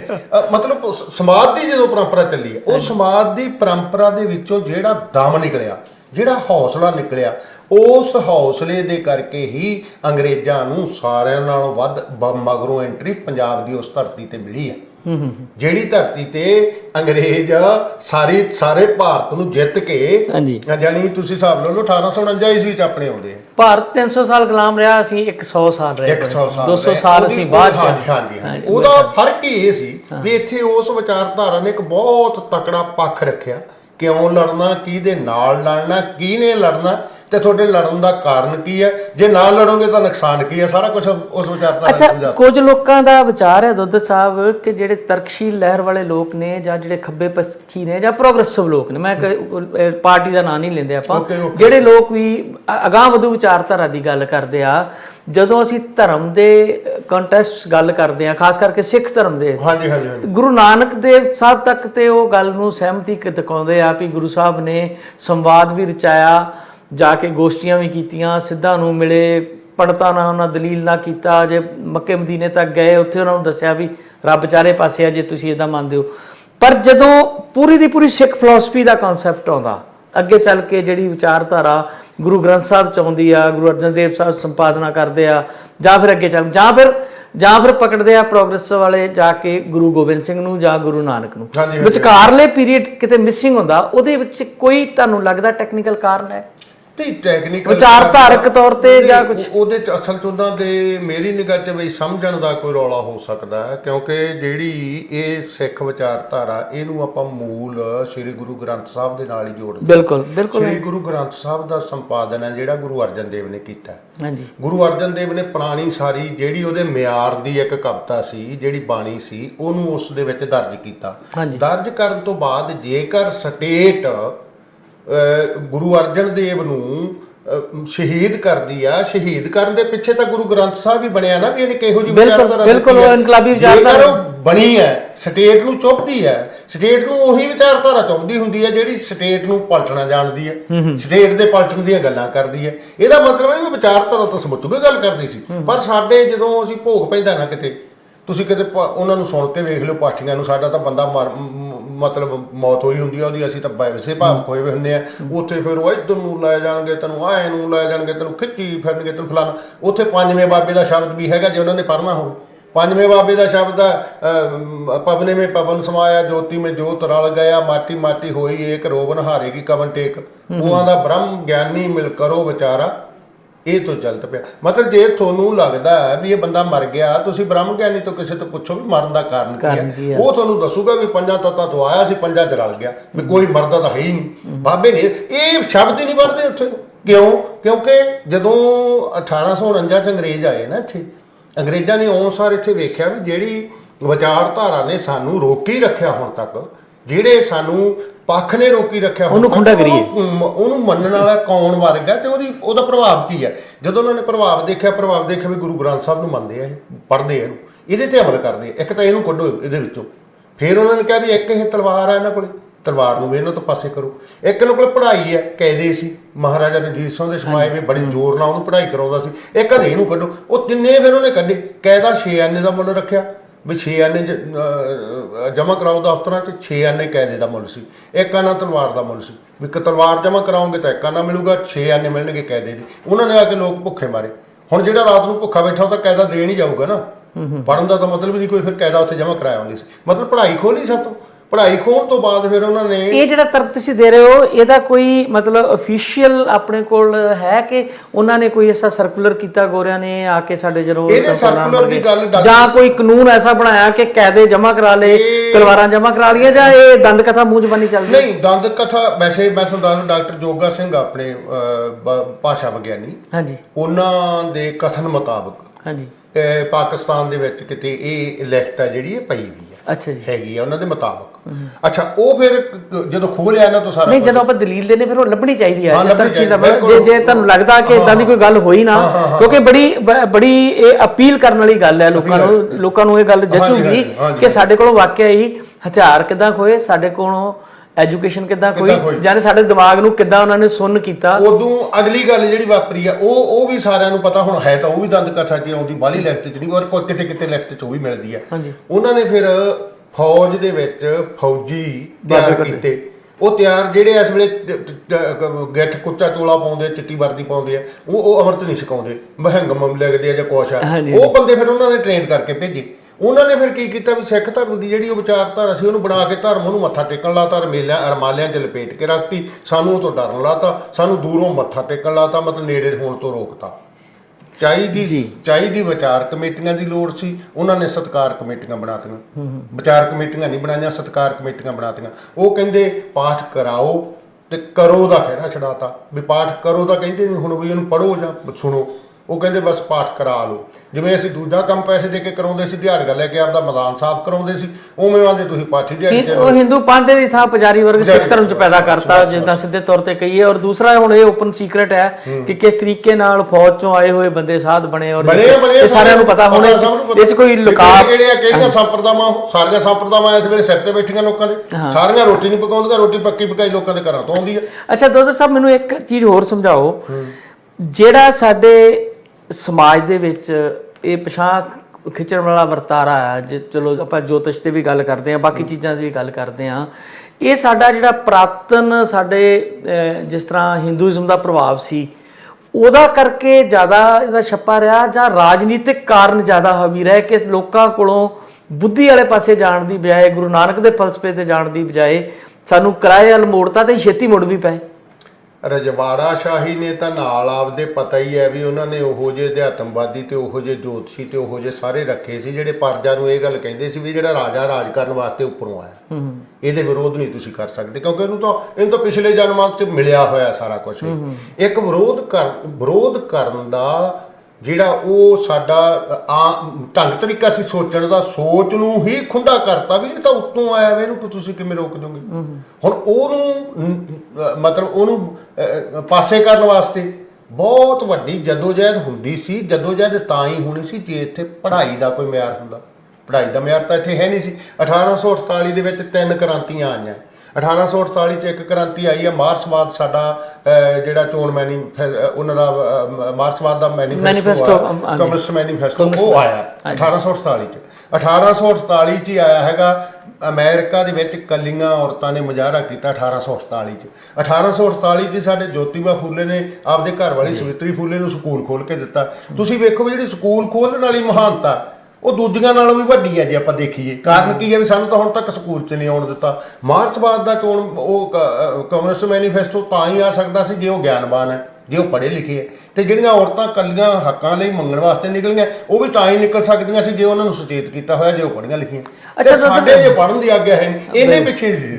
ਅੱਛਾ ਦੋਦਰ ਸਾਹਿਬ, ਮੈਨੂੰ ਇਹ ਦੱਸੋ, ਜਿੱਦਾਂ ਹੁਣ ਤੁਸੀਂ ਇਹ 3 ਵਰਤਾਰੇ ਦੱਸੇ 1948 ਵਾਲੇ, ਤੇ ਇਸੇ ਤਰ੍ਹਾਂ ਹੀ ਤੁਸੀਂ ਦੱਸਿਆ ਬਾਬੇ ਨਾਨਕ ਦਾ ਹੀਰਾ ਤੇ ਉੱਥੋਂ ਯੂਰਪ ਵਾਲੀ ਜਿਹੜੀ ਗੱਲ ਚੱਲਦੀ ਸੀ, ਇਹਨਾਂ ਦਾ ਆਪਸੀ ਕੋਈ ਮਤਲਬ ਇਹਦਾ ਕਹਿ ਸਕਦੇ ਕੋਇਨਸੀਡੈਂਟ ਹੈ, ਜਾਂ ਇਹ ਜਿਹੜੇ ਜਿੱਦਾਂ ਇਹ ਵਿਚਾਰ ਪਣਪੇ ਤੇ ਇੱਕ ਦੂਜੇ ਨਾਲ ਕੋਈ ਕਮਿਊਨੀਕੇਸ਼ਨ ਦਾ ਸਾਧਨ ਜਾਂ ਕਮਿਊਨੀਕੇਸ਼ਨ ਦਾ ਉਸ ਸਮੇਂ ਤੁਸੀਂ ਸਮਝਦੇ ਹੋ ਕਿ ਜਿਹੜੀ ਲਹਿਰ ਚੱਲ ਰਹੀ ਯੂਰਪ 'ਚ ਤੇ ਜੇ ਏਸ਼ੀਆ ਵਿੱਚ ਬਾਬੇ ਨਾਨਕ ਕੋਲ ਪਹੁੰਚਦੀ ਆ ਲਗਭਗ ਉਹਦੇ ਨਾਲ ਮਿਲਦੀ ਜੁਲਦੀ ਆਪਣੀਆਂ ਪਰਿਸਥਿਤੀਆਂ ਦੇ ਅਨੁਕੂਲ, ਤੇ ਇਹਦਾ ਕੋਈ ਜੋੜ ਮੇਲਾ ਤੁਸੀਂ ਅਚਾਨਕ ਵਰਤਾਰਾ ਸਮਝਦੇ ਹੋ ਜਾਂ ਕੋਈ ਇਹਨਾਂ ਦੀ ਆਪਸੀ ਸਮਝ ਵੀ ਕਿਤੇ ਹੋ ਸਕਦੀ ਹੈ? ਨਹੀਂ, ਅਸਲ 'ਚ ਤਾਂ ਮਨੁੱਖ ਦਾ ਜਿਹੜਾ ਮਨੁੱਖੀ ਵਿਕਾਸ ਨੂੰ ਜੇ ਆਪਾਂ ਦੇਖੀਏ ਤਾਂ ਉਹ ਵਿਕਾਸ ਦੀਆਂ ਪੌੜੀਆਂ ਹੀ ਹੈ। ਪਰ ਜਿਹੜਾ ਯੂਰਪ ਸੀ ਉੱਥੇ ਇੱਕ ਮੰਚ ਮਿਲ ਗਿਆ। ਗੁਰੂ ਨਾਨਕ ਦੇਵ ਦਾ ਸਮਕਾਲੀ ਹੈ ਕੋਪਰਨਿਕਸ। 1469 ਈਸਵੀ 'ਚ ਬਾਬਾ ਨਾਨਕ ਜੰਮਦਾ, 1472 'ਚ ਉਹ ਜੰਮਦਾ। 1539 ਈਸਵੀ ਸਾਡੇ ਕੋਲ ਬਾਬਾ ਨਾਨਕ ਜਾਂਦਾ, 1542 ਈਸਵੀ 'ਚ ਸਾਡੇ ਕੋਲ ਕਾਪਰ। 3 ਸਾਲ ਮਗਰੋਂ ਜੰਮਿਆ ਬਾਬੇ ਨਾਨਕ ਨਾਲ, 3 ਸਾਲ ਮਗਰੋਂ ਹੀ ਗਿਆ। ਉਹਨੇ ਸੂਰਜ ਕੇਂਦਰਿਤ ਸਿਧਾਂਤ ਦੀ ਗੱਲ ਕੀਤੀ। ਬਾਬੇ ਨਾਨਕ ਨੇ ਉਹ ਮਤਲਬ ਲੱਖਾਂ ਆਕਾਸ਼ ਲੱਖ ਪਤਾਲ ਦੀ ਗੱਲ ਕੀਤੀ। ਬਾਬੇ ਨਾਨਕ ਕੋਲੇ ਉਹ ਮੰਚ ਨਹੀਂਗਾ ਜਿਹੜੇ ਮੰਚ ਤੇ ਜਾ ਕੇ ਉਹ ਆਪਦੀ ਗੱਲ ਵਿਗਿਆਨਕ ਤੌਰ ਤੇ ਸਾਬਤ ਕਰ ਸਕਦਾ ਜਾਂ ਵਿਗਿਆਨਕ ਤੌਰ ਤੇ ਪ੍ਰੂਵ ਕਰ ਸਕਦਾ। ਕੋਪਰਨਿਕਸ ਨੂੰ ਉਹ ਮੰਚ ਮਿਲ ਗਿਆ। ਸਿਰਫ ਮੰਚ ਮਿਲਣ ਦਾ ਰੌਲਾ ਕਿੱਥੇ ਹੈ? ਮੰਚ ਮਿਲਣ ਦਾ ਰੌਲਾ ਸਾਡੇ ਉਸ ਤੁਹਾਨੂੰ ਦੱਸਿਆ ਵੀ ਇੱਥੋਂ ਦੇ ਪ੍ਰਬੰਧ 'ਚ ਪਿਆ। ਇਸ ਪ੍ਰਬੰਧ ਨੇ ਉਹ ਮੰਚ ਹੀ ਨਹੀਂ ਪੈਦਾ ਕੀਤਾ ਜਿਹੜੇ ਮੰਚ ਤੇ ਇਹੋ ਜਿਹੀਆਂ ਗੱਲਾਂ ਨੂੰ ਚੱਕਿਆ ਜਾ ਸਕਦਾ ਜਾਂ ਲੋਕਾਂ ਦੇ ਸਿਲੇਬਸ 'ਚ ਲਿਜਾਇਆ ਜਾ ਸਕਦਾ ਸੀ। ਕੋਪਰਨਿਕਸ ਦੀ ਉਹੀ ਕਈ ਵੀ ਗੱਲ ਅਸੀਂ ਸਿਲੇਬਸ 'ਚ ਪੜ੍ਹਾਉਂਦੇ ਅੱਜ ਜਵਾਕਾਂ ਨੂੰ ਆਪਦੇ ਕਿਤਾਬਾਂ 'ਚ। ਸਾਡੇ ਬਾਬੇ ਨਾਨਕ ਦੀ ਉਹਦੇ ਬਰਾਬਰ ਦੀ ਭਾਵੇਂ ਕਵਿਤਾ 'ਚ ਕਹੀ ਹੋਈ ਗੱਲ ਹੈ, ਪਰ ਉਹ ਅਸੀਂ ਉਹਨਾਂ ਦੇ ਸਿਲੇਬਸ 'ਚ ਪੜ੍ਹਾ ਨਹੀਂ ਸਕੇ ਕਿਉਂਕਿ ਅਸੀਂ ਬਾਬੇ ਨਾਨਕ ਦੀ ਉਸ ਵਿਚਾਰਧਾਰਾ ਨੂੰ ਰਮਾਲਿਆਂ 'ਚ ਲਪੇਟ ਕੇ ਪੂਜਣਾ ਸ਼ੁਰੂ ਕਰਤਾ। ਉਹਦਾ ਫਲਾਹ ਨਹੀਂ ਕੀਤਾ। ਜੇ ਫਲਾਹ ਕਰਦੇ ਫੇਰ ਹੀ ਉਹਨੂੰ ਥਾਂ ਮਿਲਣੀ ਸੀ ਨਾ ਕਿਤੇ ਨਾ ਕਿਤੇ। ਅੱਛਾ, ਮੈਂ ਇਹ ਸਵਾਲ ਜਿਹੜਾ ਕੀਤਾ ਸੀਗਾ, ਤੁਸੀਂ ਬਾਖੂਬੀ ਇਹ ਦੱਸਤਾ ਕਿ ਰਾਜਨੀਤਿਕ ਕਾਰਨ ਜ਼ਿਆਦਾ ਨੇ, ਧਾਰਮਿਕ ਸਿਧਾਂਤ ਦਾ ਜਿਹੜਾ ਅੰਧਾਪਣ ਆ ਜਾਂ ਜਿਹੜੀ ਅਸੀਂ ਕਹਿੰਦੇ ਆ ਕਿ ਲਾਈ ਲੱਗ ਪੁਣਾ ਆ, ਲੋਕੀ ਇੱਕ ਦੂਜੇ ਕੋਲ ਜਿਸ ਤਰ੍ਹਾਂ ਕਿਸੇ ਨੇ ਕਹਿ ਦਿੱਤਾ ਕਿ ਉਹ ਬਾਬੇ ਕੋ ਪੱਤਰੀ ਖਿਲਾ ਲਓ, ਫਲਾਣੇ ਕੋਈ ਚਲ ਜੋ ਕਰ ਲਓ, ਇਹਦੇ ਪਿੱਛੇ ਵੀ ਰਾਜਨੀਤਿਕ ਸੋਚ ਦਾ ਜ਼ਿਆਦਾ ਪ੍ਰਭਾਵ ਆ ਤੇ ਨਾ ਕਿ ਧਾਰਮਿਕ ਗ੍ਰੰਥਾਂ ਦਾ ਜਾਂ ਪੁਰਾਤਨ ਰਵਾਇਤਾਂ ਦਾ। ਤੁਹਾਡੇ ਮੁਤਾਬਕ ਇਹ ਆ ਕਿ ਰਾਜਨੀਤੀ ਨੇ ਦਖਲ ਦਿੱਤਾ ਤੇ ਲੋਕਾਂ ਦੀ ਜਿਹੜੀ ਸਹੀ ਦਿਸ਼ਾ ਸੀ ਉਹਨੂੰ ਵੀ ਪਾਸੇ ਕੀਤਾ। ਬਿਲਕੁਲ, ਕਿਉਂਕਿ ਰਾਜਨੀਤੀ ਦੇ ਪੱਖ 'ਚ ਭੁਗਤਦੀਆਂ ਇਹ ਗੱਲਾਂ। ਪਰਜੀਵੀ 2 ਕਿਸਮ ਦੇ ਹੈ। ਇੱਕ ਪਰਜੀਵੀ ਹੈ ਜਿਹੜਾ ਸਾਡੇ ਸਰੀਰ ਤੇ ਪਲਦਾ, ਜਿਵੇਂ ਜੂਆਂ ਜਾਂ ਦੂਜੇ ਸਾਰੇ। ਉਹਨਾਂ ਨੂੰ ਜੇ ਅਸੀਂ ਮਾਰਨਾ ਤਾਂ ਸਾਨੂੰ ਮਾਰਨ ਦੀ ਵਿਧੀ ਦਾ ਪਤਾ ਹੋਣਾ ਚਾਹੀਦਾ ਵੀ ਕੀ ਵਿਧੀ ਹੈ। ਜੇ ਸਾਡੇ ਜੂਆਂ ਪੈ ਗਈਆਂ, ਜੂਆਂ ਕਿਵੇਂ ਮਾਰਨੀਆਂ। ਜੇ ਸਾਡੀ ਚਮੜੀ ਤੇ ਕੋਈ ਖੁਰਕ ਪੈ ਗਈ, ਖਾਜ ਹੋਣ ਲੱਗ ਗਈ, ਤਾਂ ਉਹਦੇ ਜਿਹੜੇ ਜੀਵ ਜੰਤੂ ਉਹਨਾਂ ਨੂੰ ਅਸੀਂ ਕਿਵੇਂ ਮਾਰਨਾ, ਉਹ ਸਾਨੂੰ ਵਿਧੀ ਵਿਗਿਆਨ ਦੱਸਦਾ। ਪਰ ਇੱਕ ਉਸ ਵਿਧੀ ਨੂੰ ਤਾਂ ਅਸੀਂ ਅਪਣਾ ਲਿਆ ਵੀ ਸਾਡੇ ਪਰਜੀਵੀਆਂ ਨੂੰ ਅਸੀਂ ਇਸ ਢੰਗ ਨਾਲ ਅਸੀਂ ਖਤਮ ਕਰ ਸਕਦੇ ਹਾਂ। ਪਰ ਜਿਹੜੇ ਪਰਜੀਵੀ ਸਾਡੇ ਦਿਮਾਗ ਨੂੰ ਲੱਗੇ ਹੋਏ ਆ, ਸਾਡੇ ਦਿਮਾਗ 'ਚ ਜਾਲਿਆਂ ਨੂੰ ਲੱਗੇ ਹੋਏ, ਜਾਲਿਆਂ ਵਾਂਗੂ ਲੱਗੇ ਆ, ਉਹ ਪਰਜੀਵੀਆਂ ਨੂੰ ਅਸੀਂ ਸਮਝ ਨਹੀਂ ਸਕੇ। ਉਹ ਪਰਜੀਵੀ ਦਿਮਾਗ ਰਾਹੀਂ ਹੋ ਕੇ ਸਾਡੀ ਜੇਬ ਨੂੰ ਆ ਚੁੰਬੜੇ। ਜੇ ਘਰੇ ਤੁਸੀਂ ਬੈਠੇ ਰੱਬ ਰੱਬ ਕਰੀ ਜਾਂਦੇ ਆ, ਤੁਸੀਂ ਅੱਲਾ ਅੱਲਾ ਕਰੀ ਜਾਂਦੇ ਆ, ਕਿਸੇ ਨੂੰ ਕੀ ਨੁਕਸਾਨ ਆ? ਕਰੀ ਜਾਓ, ਉਹਦਾ ਨੁਕਸਾਨ ਕਿਸੇ ਨੂੰ ਨਹੀਂ। ਕੋਈ ਕਰ ਲਵੇ ਉਹ ਬੰਦਾ ਆਪਦੀ ਮਾਨਤਾ ਮੰਨ ਲਵੇ, ਪਰ ਜਦੋਂ ਉਹਦੇ ਵਾਸਤੇ ਵਿਚੋਲੇ ਪੈਦਾ ਹੋਏ, ਵਿਚੋਲਿਆਂ ਨੇ ਪਰਜੀਵੀ ਬਣ ਕੇ ਸਾਡੀ ਜੇਬ ਨੂੰ ਜੱਫਾ ਮਾਰਿਆ। ਹੁਣ ਇਸ ਵੇਲੇ ਸਭ ਤੋਂ ਵੱਧ ਨੁਕਸਾਨ ਜੇ ਕਰਦੇ ਆ ਸਮਾਜ ਦਾ ਤਾਂ ਉਹ ਵਿਚੋਲੇ ਕਰਦੇ ਆ। ਕਾਰਨ ਕੀ ਆ? ਵੀ ਤੁਸੀਂ ਵੇਖੋ ਇੱਥੇ ਕੈਨੇਡਾ 'ਚ ਅਸੀਂ ਵੇਖਦੇ ਆ, ਜੇ 5 ਜੀ ਆ ਘਰ ਦੇ 5 ਹੀ ਕਮਾਉਂਦੇ ਆ, 5 ਜਾਂਦੇ ਆ ਨਾ ਕੰਮ ਤੇ ਸਾਡੇ ਜੇਕਰ 4 ਜੀ ਇੱਕ ਕਮਾਉਂਦਾ ਤੇ 4 ਜੀ ਖਾਣ ਵਾਲੇ ਆ, ਸਾਡੇ 1 ਜੀ ਕਮਾਉਂਦਾ 4 ਜੀ ਖਾਣ ਵਾਲੇ ਤੇ 3 ਹੋਰ ਵਿਹਲੜਾਂ ਨੂੰ ਵੀ ਪਾਲ ਰਿਹਾ ਉਹ ਜਿਹੜੇ ਕਮਾਈ ਨਹੀਂ ਕਰਦੇ। ਇਹਦਾ ਮਤਲਬ ਵੀ ਵਰਕ ਨਾਲ ਘੱਟ ਜੁੜੇ ਆ ਲੋਕ, ਵਰਕ ਕਲਚਰ ਦੇ ਨਾਲ। ਤੇ ਉਹ ਚਿੱਟੀਆਂ ਵਰਦੀਆਂ ਵਾਲੇ ਤੇ ਜਿਨ੍ਹਾਂ ਨੇ ਆਥਣ ਨੂੰ 4-4 5-5 ਦਾ ਸਮਾਨ ਖਾਣਾ ਬੰਦਿਆਂ ਦਾ, ਓਨੀ ਮਿਹਨਤ ਵਾਲਾ, ਓਨਾ ਵਧੀਆ ਸਮਾਨ, ਉਹ ਚਿੱਟੀਆਂ ਵਰਦੀਆਂ ਪਾ ਕੇ ਸਿਰਫ ਸਾਡੀ ਪਰਜੀਵੀ ਬਣ ਕੇ ਜੇਬ ਨੂੰ ਚੁੰਬੜੇ ਹੋਏ ਆ। ਇਸ ਕਰਕੇ ਸਾਡੇ ਸਮਾਜ ਨੂੰ ਪਿੱਛੇ ਧੱਕਣ 'ਚ ਸਭ ਤੋਂ ਵੱਧ ਜ਼ਿੰਮੇਵਾਰ ਉਹ ਆ।